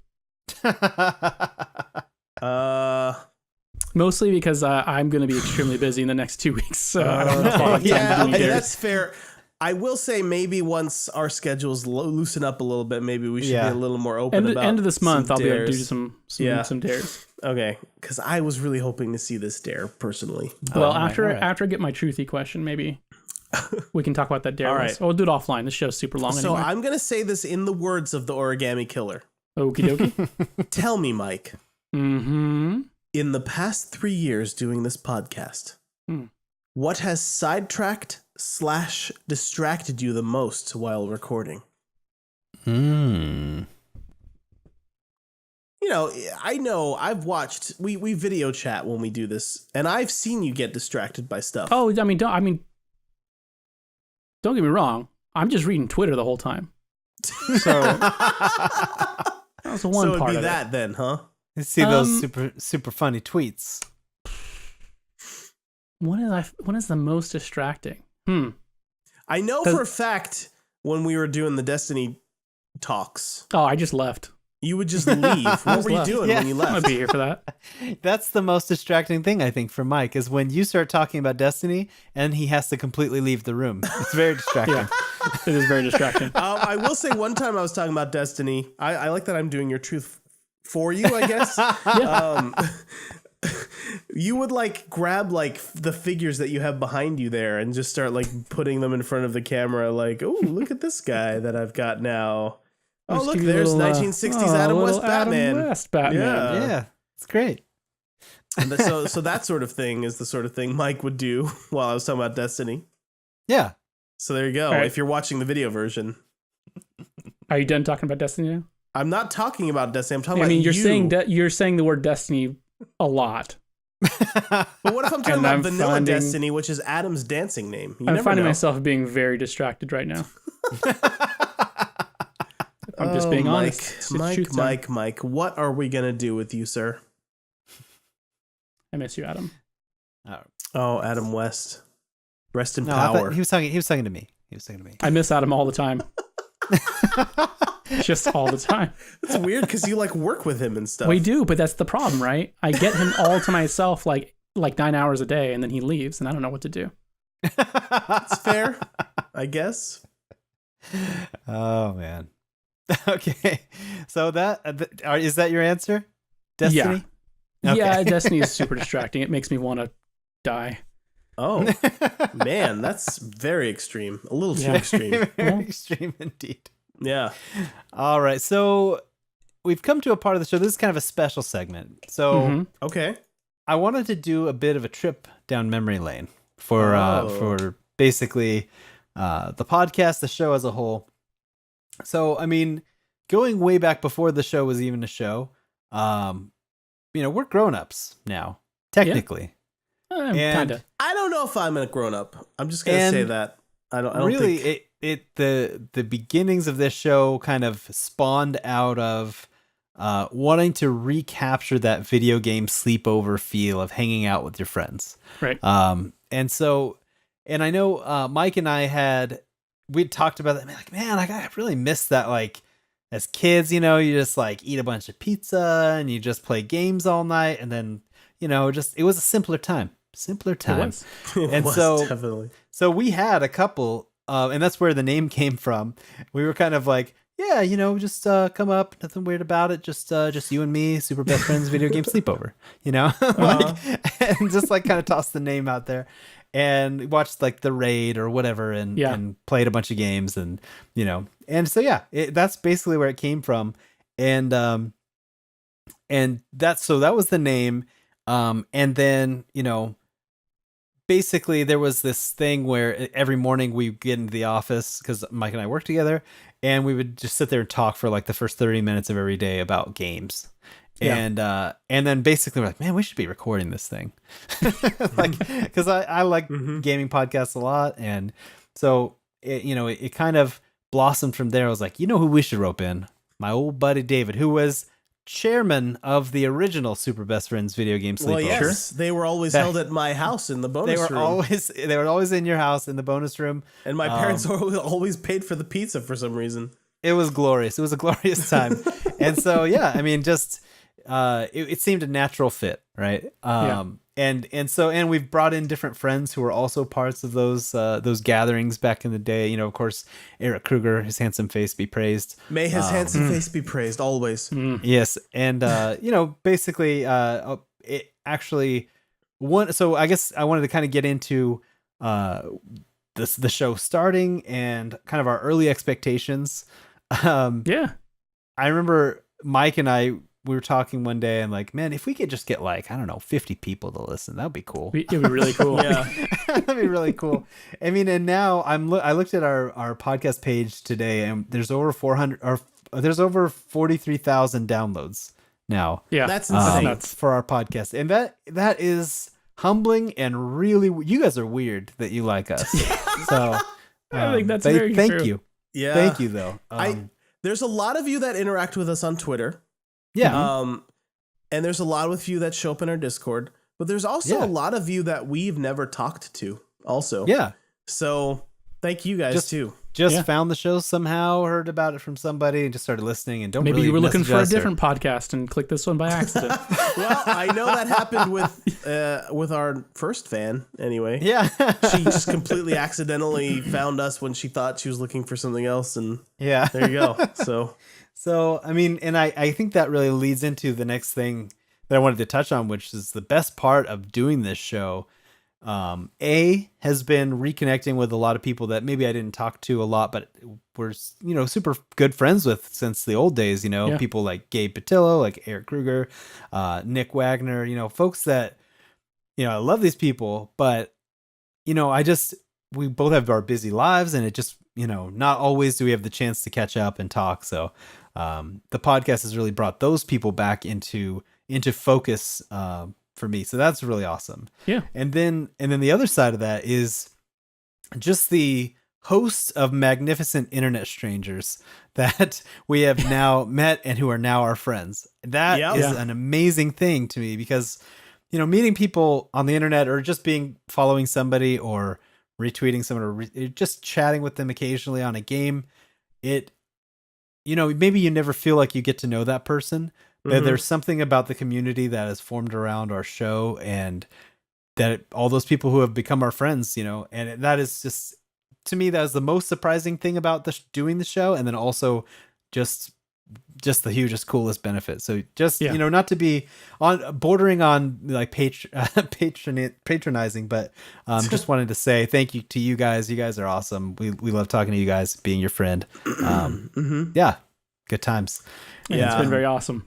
It's pretty good. Yeah, I mean, what do you guys think? It's funny. Well, okay, so I want to just kind of tag on what you were saying.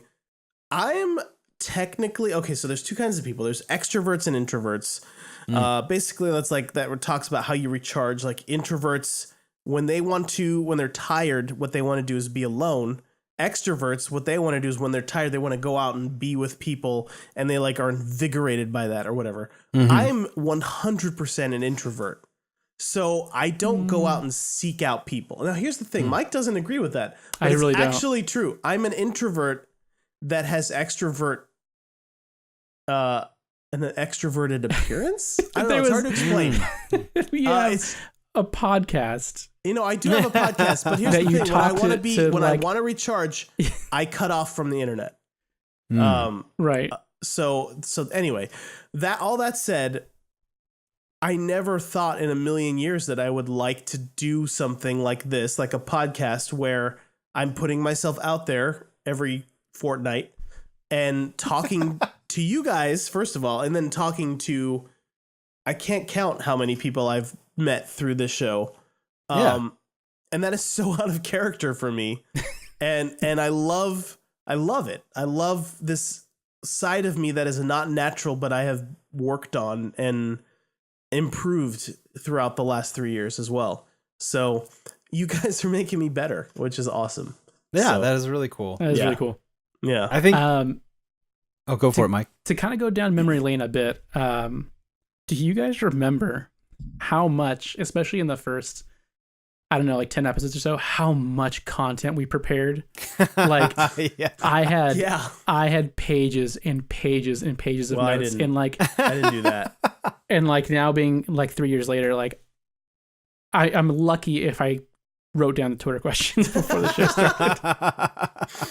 Yeah, I remember. Well, we started out. If anyone who was started from the beginning would know, but yeah, like we started out, each of us bringing a topic on top of everything else we were doing. Oh gosh, I forgot we used to do. And Yeah, the that funny was thing is, like, so crazy. we did preparation for every one of those topics, and you know, somehow our episodes were shorter then than they are now. Yeah, And I we don't only do the one understand. topic. So yeah, it's crazy, but. Yeah, I know there is something about the comfort level that has has definitely improved, and I would hope so after 3 years. If we were still super bad at it, I would be.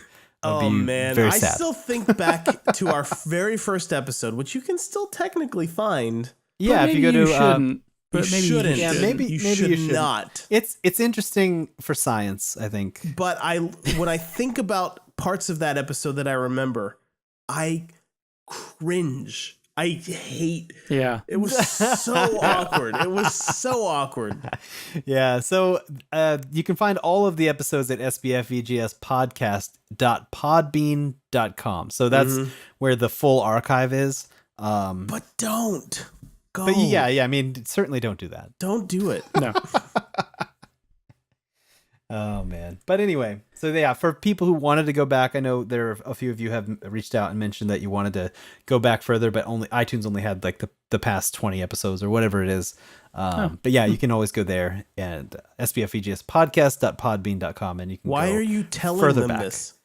Well, if they want to check out the Greg Miller episode we referenced, That's there, true. you know, That's true. that's That one's a way good back one. in the archives. All right, so that's fine. Yeah. So anyway, but yeah, so another weird and cool side effect of this show has been making friends with a bunch of game developers.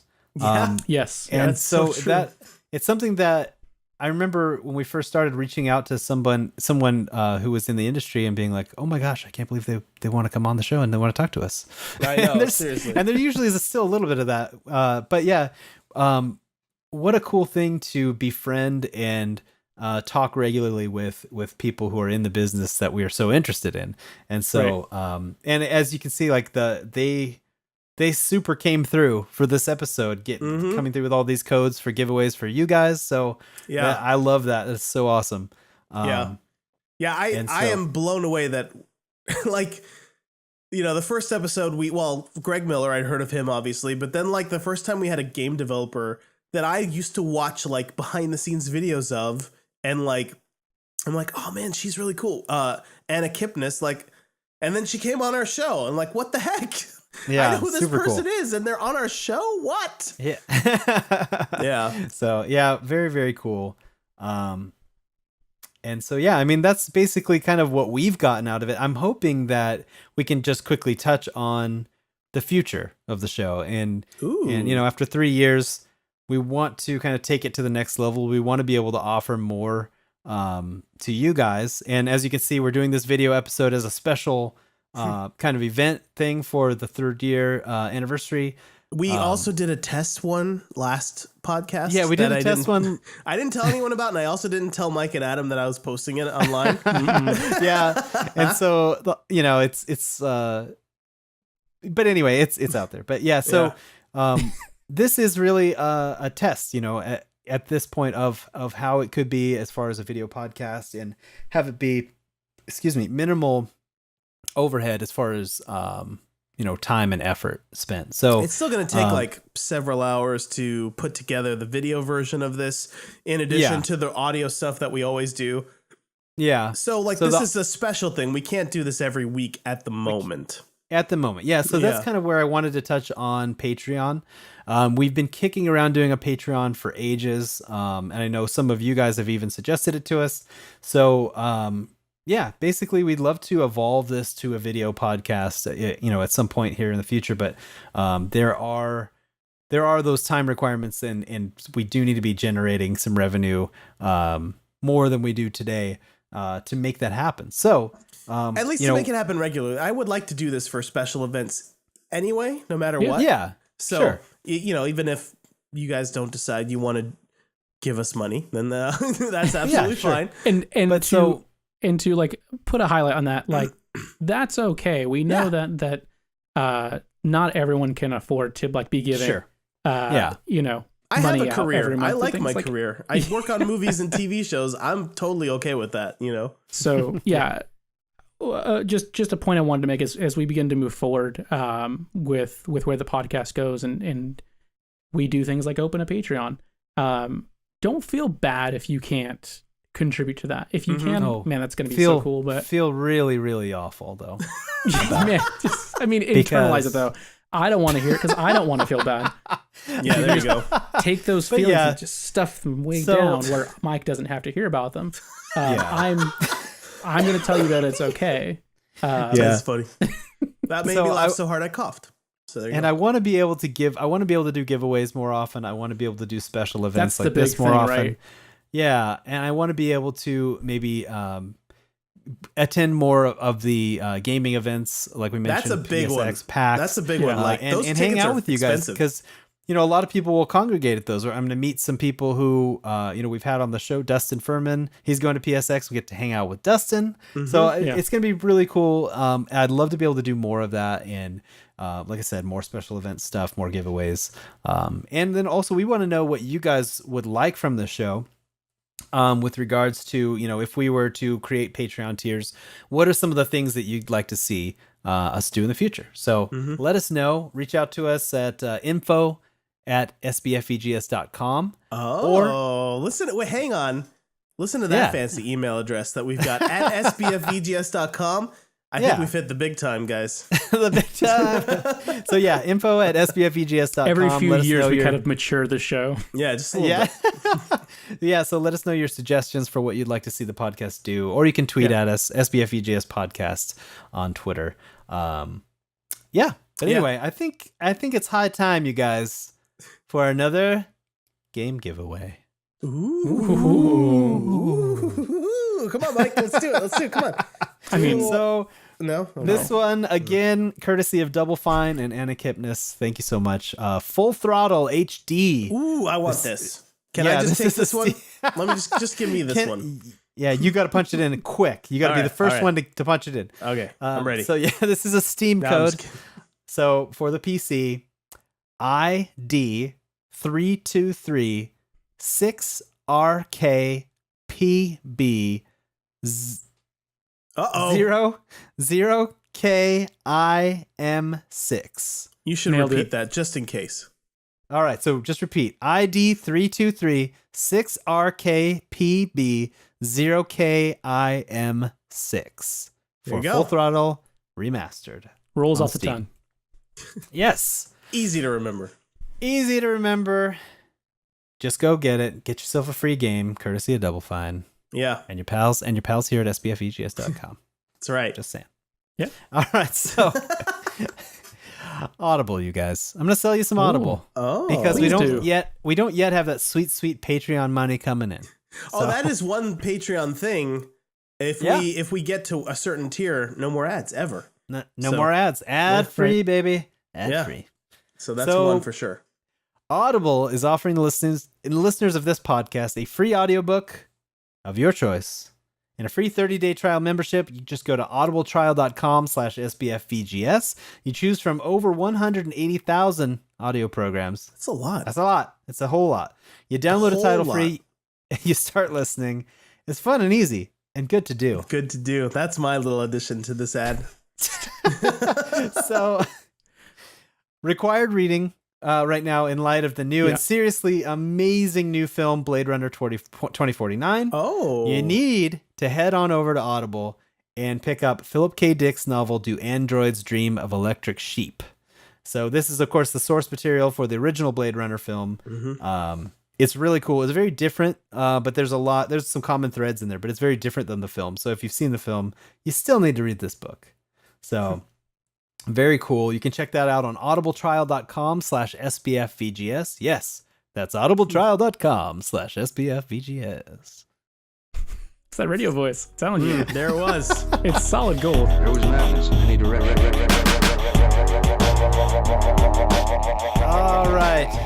So here we are. We're 2 hours into the podcast. Holy At smokes! I'm the so meat and tired. potatoes. The meat and potatoes. We had the news. We had the tweets. And now we have I the do meats. Quickly want to and point potatoes. out, Mm-hmm.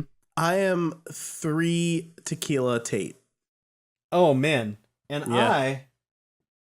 I'm at least 3 or 4 Martinellis in. There you Yeah. go.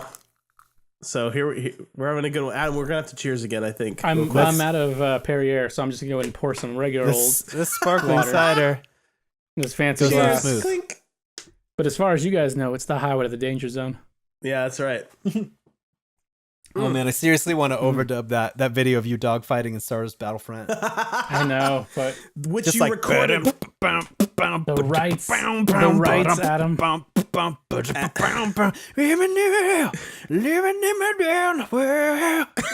That kind of stuff. It's pretty good. Well, why don't you just do it? It'd be Yeah, great. you could just do it. Just do that. Just do that. Just the, Yeah.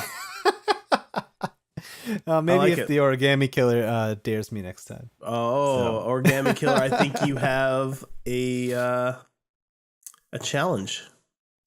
So, Mike, your topic, good sir. Oh, it's Mike's Okay. topic. It is my topic.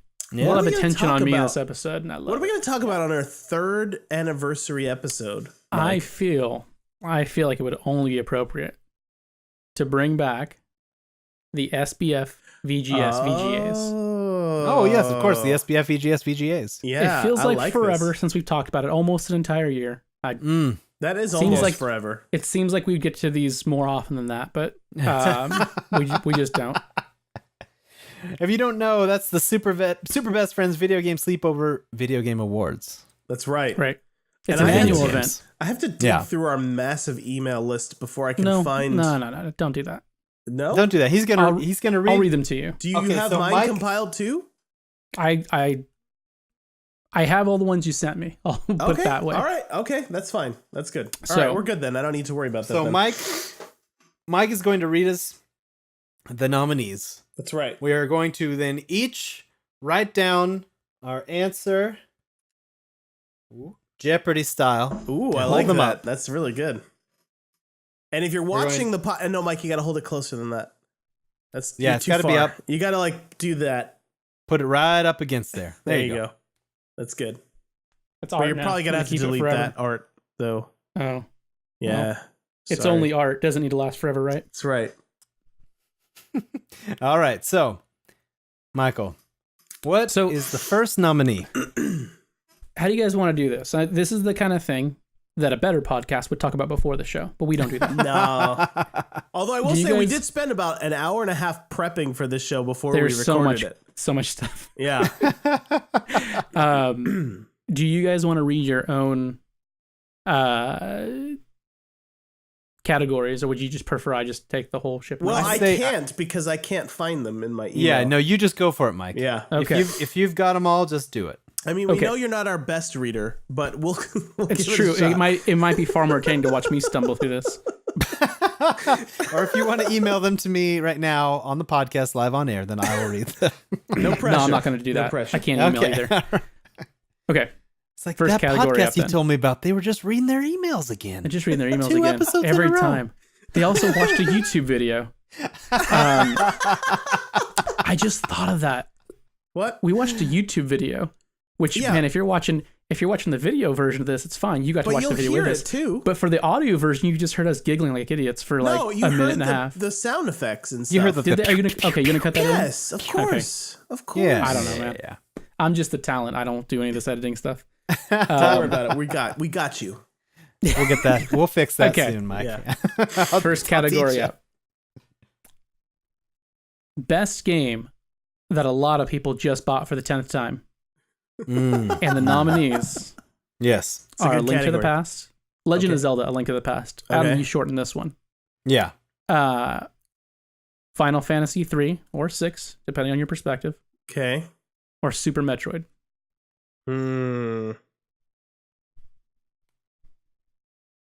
I've got my For the answer ready. 10th time. Best game that someone just bought for the... Oh, gosh, that's tough. All right. I got my answer. It's right here on my phone. And are you ready, Mike? I'm writing. I think we can take shortcuts when we anticipate them. And here we go. Hey. Link to the Past. I think we've got a winner. Yeah, we got a winner. We all picked A Link to the Past. Yeah, look at that. That game is excellent. So it is very I good. feel really good about that. Yeah. I have to now erase what I wrote. This app's a little wonky. I don't love it. See, that's why you need an iOS. It happens when you don't prepare anything for the show. Okay, next category up. I'm loving this. Yes. The best feature that Sony will not let you have. The nominees are changing your PSN name. Oh, man. Fast game download speeds. Or cross-platform play. Man, they're all so bad. Oh, man. I guess, yeah. Don't tell us. It's part of the suspense. Again, bad audio. It's good audio. There's just suspense. All right, here we go. Scribble on their phones. We could put like a drum roll in, Adam, maybe, possibly. Are you ready? And the winner is... Oh, wow. No. Oh, there's no consensus. Got a three-way split. So Mike put cross-platform, David put PSN name, and fast download was Adam's. Oh my goodness. Holy yeah, smokes. because the Xbox One, man, the download speed is incredible. I download those games so fast. I mean, on Steam is PSN, I'm only... just like, yeah, PSN, well, I'm just, hang on, it's just guys. crawling. I need to blow your minds, okay? Okay. Download speeds. You want to speed those up? Close the app that you're trying to update, and the download speed will increase by a lot. And if you close both the app... Okay, so there's two categories. We're getting real inside baseball, and also I've had 3 shots of tequila. Right, so this could all be tequila lies. No, this is all real. This is real. If you close... There's two categories of apps on a PS4. There's games, and it's my new software. album's coming out, Tequila Lies. So like Spotify would be considered software, for example, and then like Destiny would be considered a game. If you close both of those, your download speeds double, basically. Okay, yeah. So there you go. You should give that a shot. Or you can just do a hard reboot of your PS4 before you try a download, and that will have everything closed. Or you just pick up an Xbox One, I'm just saying. Or that. That's right. That could be the third option. All right, what's the next category? Next category. The best use of possession in a game. Ooh. This is a little more like This is good for Halloween, though. This is spooky. It's a good. It's It's thematic for the month we're in.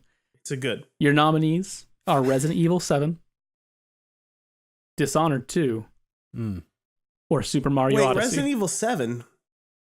Yes. I didn't write it. What's the possession? Oh, the girlfriend. Oh. It is very, very much. Spoilers, my gosh. It's like right in the first 15 minutes. So wait, read those again though. So Resident Evil 7. Resident Evil 7, Dishonored 2, yes, or Super Mario Odyssey. I definitely have my answer. Is there possession in Dishonored 2? Yeah, it's one of the abilities. It's definitely the first game. Gosh, I don't know. I can't keep it straight anymore. All right, here we go. Are you guys ready to reveal? I am. Oh. So I went Dishonored. We've got a winner with Super Mario Odyssey. I love Dishonored. So Mike put Dishonored. David and Adam put Mario Odyssey. Yeah. Okay.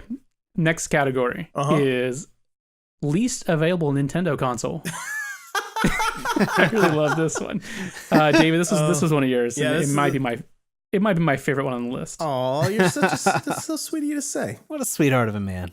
Yeah, what are the choices? So, least available Nintendo console, and your nominees are the Nintendo Switch, the NES Classic, or the SNES Classic. That's a good question that I'm writing down the answer to right now. And I'm ready with my vote. Me too. Oh, yeah, we got a winner. Yeah, I mean, right, it has to be. Yeah. It's the NES Classic for those of you that are listening and not watching.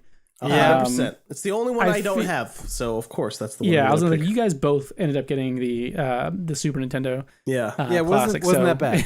It wasn't. It clearly Well, I wasn't. mean, as hard it was to get pretty one. bad. Although there are a lot of people who pre-ordered them from Amazon. Yeah. And they still don't have theirs. That's You know what stinks the most about that is seeing people post my Twitter feed things like, I got one off the Amazon treasure truck and things like that. Yeah. And I'm like, wait, so you're putting these things on trucks so people can buy them right now, but you haven't filled all the pre-orders? Yeah, that's That seems- weird. That seems uncool. Mm-hmm. Okay, next category, also one of David's. Best loot boxes. Who's got the best loot boxes in the business? Should we explain what's going on here? Like, I ever think since you should. Overwatch dropped, every single game has loot boxes. So we're talking Star Wars Battlefront had them in the beta. Shadow of War has them. Yep. Mm-hmm. And Shadow of Wardar, I think you mean. Shadow of War. I like and it. then I don't know what's the third one, Mike? Assassin's Creed Origins. Oh yeah, Assassin's Creed Origin has them too.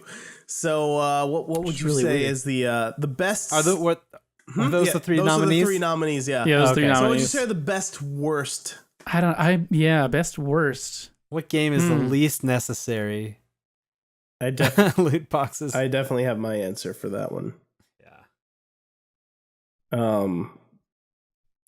I hope that this goes away pretty soon. Okay, I'm ready. Ready. I'm writing too fancily. Sorry. All right, I'm ready.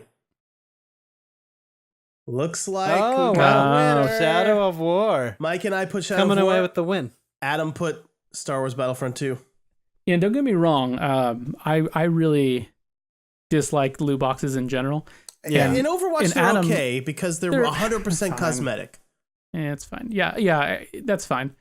In general, I don't love them. Star Wars Battlefront 2 has like this weird thing where you open up these loot boxes and you get cards. Mm-hmm. And sometimes it's like, a card that you can apply to a type of soldier or a type of ship to give yourself like more defense or better weapons. And so certainly it provides some customizations that can change gameplay, which is another great reason of, why we don't love those. But the weirdest thing I was getting is I was getting like victory poses. Oh. But like you don't see like your character after you win a game. So Well, I mean, if you're playing third person, I guess you would. I guess it's maybe I don't know. Doesn't Anyway, seem I thought very that was the useful. weirdest thing about that game. I don't know what those things are for. Yeah, If they just go in look the pretty bad gallery too. yeah, Yeah. they're Shadow bad. of War, Anyway. though, like, why? It's not even online. Why? There's no reason. It's so unnecessary. Yeah. It's like they're dropping some of that MMO flavor, like purples and yellows and all these different drops, and it's like just let me play my game. All right, we got two left. Let's punch Two these left. Let's things so do Mike these. can go to bed. Mike wants to go to bed. Excuse me. It's 3:30 a.m. here where we're recording. I need my beauty David sleep, wants David. to go to bed. Your Okay. neighbors are loving you, David. My neighbors are fine. They would text me if I was too loud. Best outright theft of another company's game. This A category. little callback to a very recent episode. That's pretty good. That's pretty good.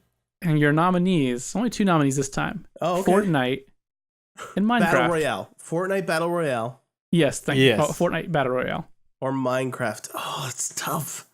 Okay. Minecraft only is in this category for this year because it just got that play together update. Sure. That's the only reason I would count it anyway. Man, good luck reading this one. Oh Oh wow. yeah. So Adam and I went Fortnite Battle Royale, and Dave went Minecraft. Yeah. I truth time yeah. have not ever played Minecraft, and I have no desire to do so. So Okay. I think the reason I didn't pick Minecraft is because if you look at Infiniminer and They are different. they are different, and I guess the gameplay loop is different. Mhm. So even though the look is very similar and the source code is probably the same because Yeah. the source code from Infiniminer leaked, and that's kind of what Minecraft was built on. Oh, I see. Yeah.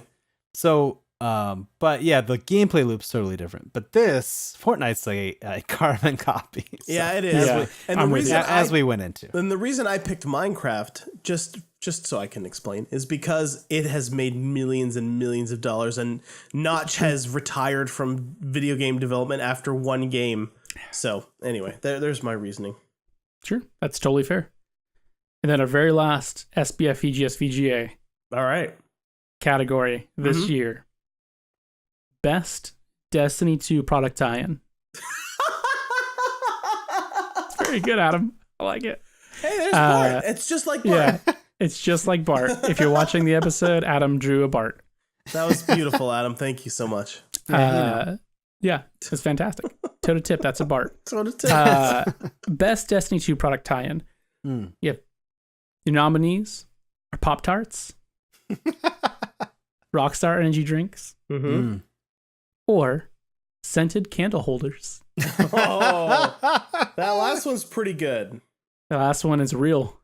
I know it's real. I didn't question its Oh, authenticity. no, I'm not. I'm just saying for folks out there that's like, okay, well, that's the fake one Mike made up. It isn't. No, it's real. It kind of looks like this ghost that I have sitting here, except That's why when you showed it to me today, I was Yeah. like, did you He thought buy I one did. of those? oh, Adam. Yeah. Oh, Mike. I did a It's different one. It's so romantic. It is. So David picked Pop-Tarts and Adam and I both went scented candle holders because, it's Yeah. the most ridiculous product tie-in I've ever heard of in my It life. really is. For Destiny? Yeah, that makes no sense. But I picked Pop-Tarts because it's the most useful. That gives you a little XP boost. It helps you leveling up your alternate characters. In the game and yeah. in life. Now, here's a right. question for you, That's David. right. Pop-Tarts are delicious. These Pop-Tarts that are tied in, Mhm. are these frosted Pop-Tarts or are these Yeah, the they're all- butterable? They're all the pop frosted ones. Okay, It's so these hard aren't to find. butterable Pop-Tarts. It's hard to So find you the can't even like non-frosted use these ones. Pop-Tarts after you get your Yeah. code. I'm eating them, but I probably shouldn't You open be. them up and you get your code and you throw it in the garbage. No, I'm You eating them. Scrape that frosting off, David. Well, butter they're that bad chocolate, boy. though. They're the chocolate Pop-Tarts. Oh, Yeah. no, thank you. I No, would have thank preferred you. non-buttered. That's the non- diabetes. Yeah, it is. That's gonna get you. It is. You're Gotcha. right. Wilford Brimley. Gentlemen, that. Oh, yeah. Oh, no, go ahead. I was just gonna say, it's hard to find the non-frosted Pop-Tarts anymore. Like really, I didn't even see any when I was. That's fair. Yeah. So anyway, that's all I had to say. All right. Gentlemen? Is that all the awards? That is all the awards for this year. That's good. Oh my I like it. goodness. Congratulations to the winners of Yay! the SBFVGSVGAs. You did. Hey, Mike's clapping, guys. It's because I'm clapping because it's not clapping for us. It's clapping Well, for. yeah, I'm clearly we're gonna gonna edit put your that in claps now. into the end of the episode. Yeah. though. Well, then that Thank just you for that just make footage you a that liar. we needed all this time. You played right into my hands. All right, so it is time for a Borderlands giveaway. Yes. Woo! And this All is our right, first so- PS4 giveaway, right? Second PS4. Oh, second. 'cause PSVR. Oh, right. The last But, fair. but yeah, Borderlands, the Handsome Collection, courtesy of Gearbox Software and Joe King. Thank you so much. It's very good. Thank you. But yeah, Joe. Thank you. get your pens ready. Get your tip-tapping fingers ready.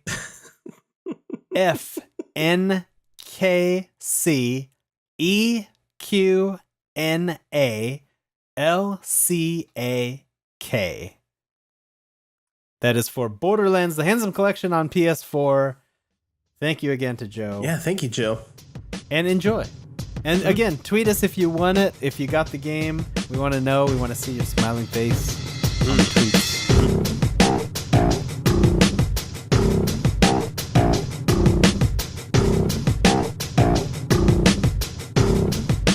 And that about wraps up the show. Oh my gosh. Our Did we third. record enough? Is there enough content in this episode? I don't think we have enough content. 3-year keep it anniversary going. episode that we recorded for 3 years.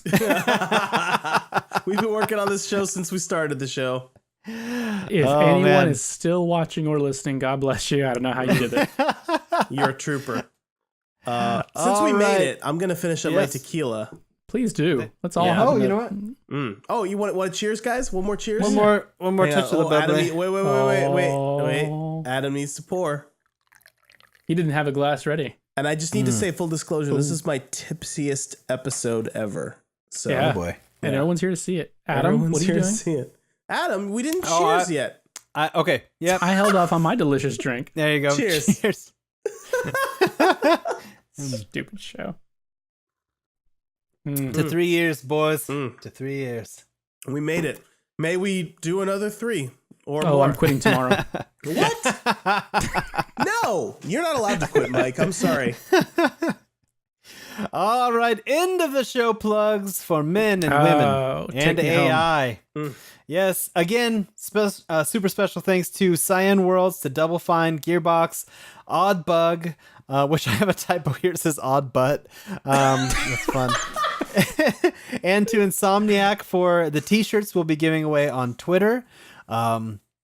You guys are all amazing. Thank you so much. We really appreciate you guys chipping in for our 3rd year birthday here. Yeah. So you can keep up with us at SBFVGS.com, where you can find links to our podcast episodes, social media, YouTube, merch, and more. If you get a chance, leave us an iTunes review and support the show by signing up for a free audiobook on audibletrial.com/SBFVGS. Very special thanks to Eric Kruger for our podcast logo and for his handsome face. I bumped my mic. It was so good.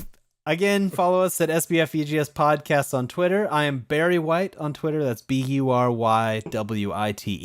Mike is Taco Douglas. David is David J. Tate. You can check out our Twitter profiles for PSN, Xbox Live, and Switch info if you want to play some games with us and be our friend. And and that's all the time we have, you guys, for Spooky Best Friends Video Game Sleepover Episode 80, our 3-year anniversary extravaganza-thon. Thank you all for listening and or watching. Yeah, we'll be back every 2 weeks with more Voices from the Grave on gaming. Oh, it's so spooky. Hit us up with your questions, topics, or musings if you want to be part of the show. Goodbye, everybody. Hey, goodbye. Thanks, guys.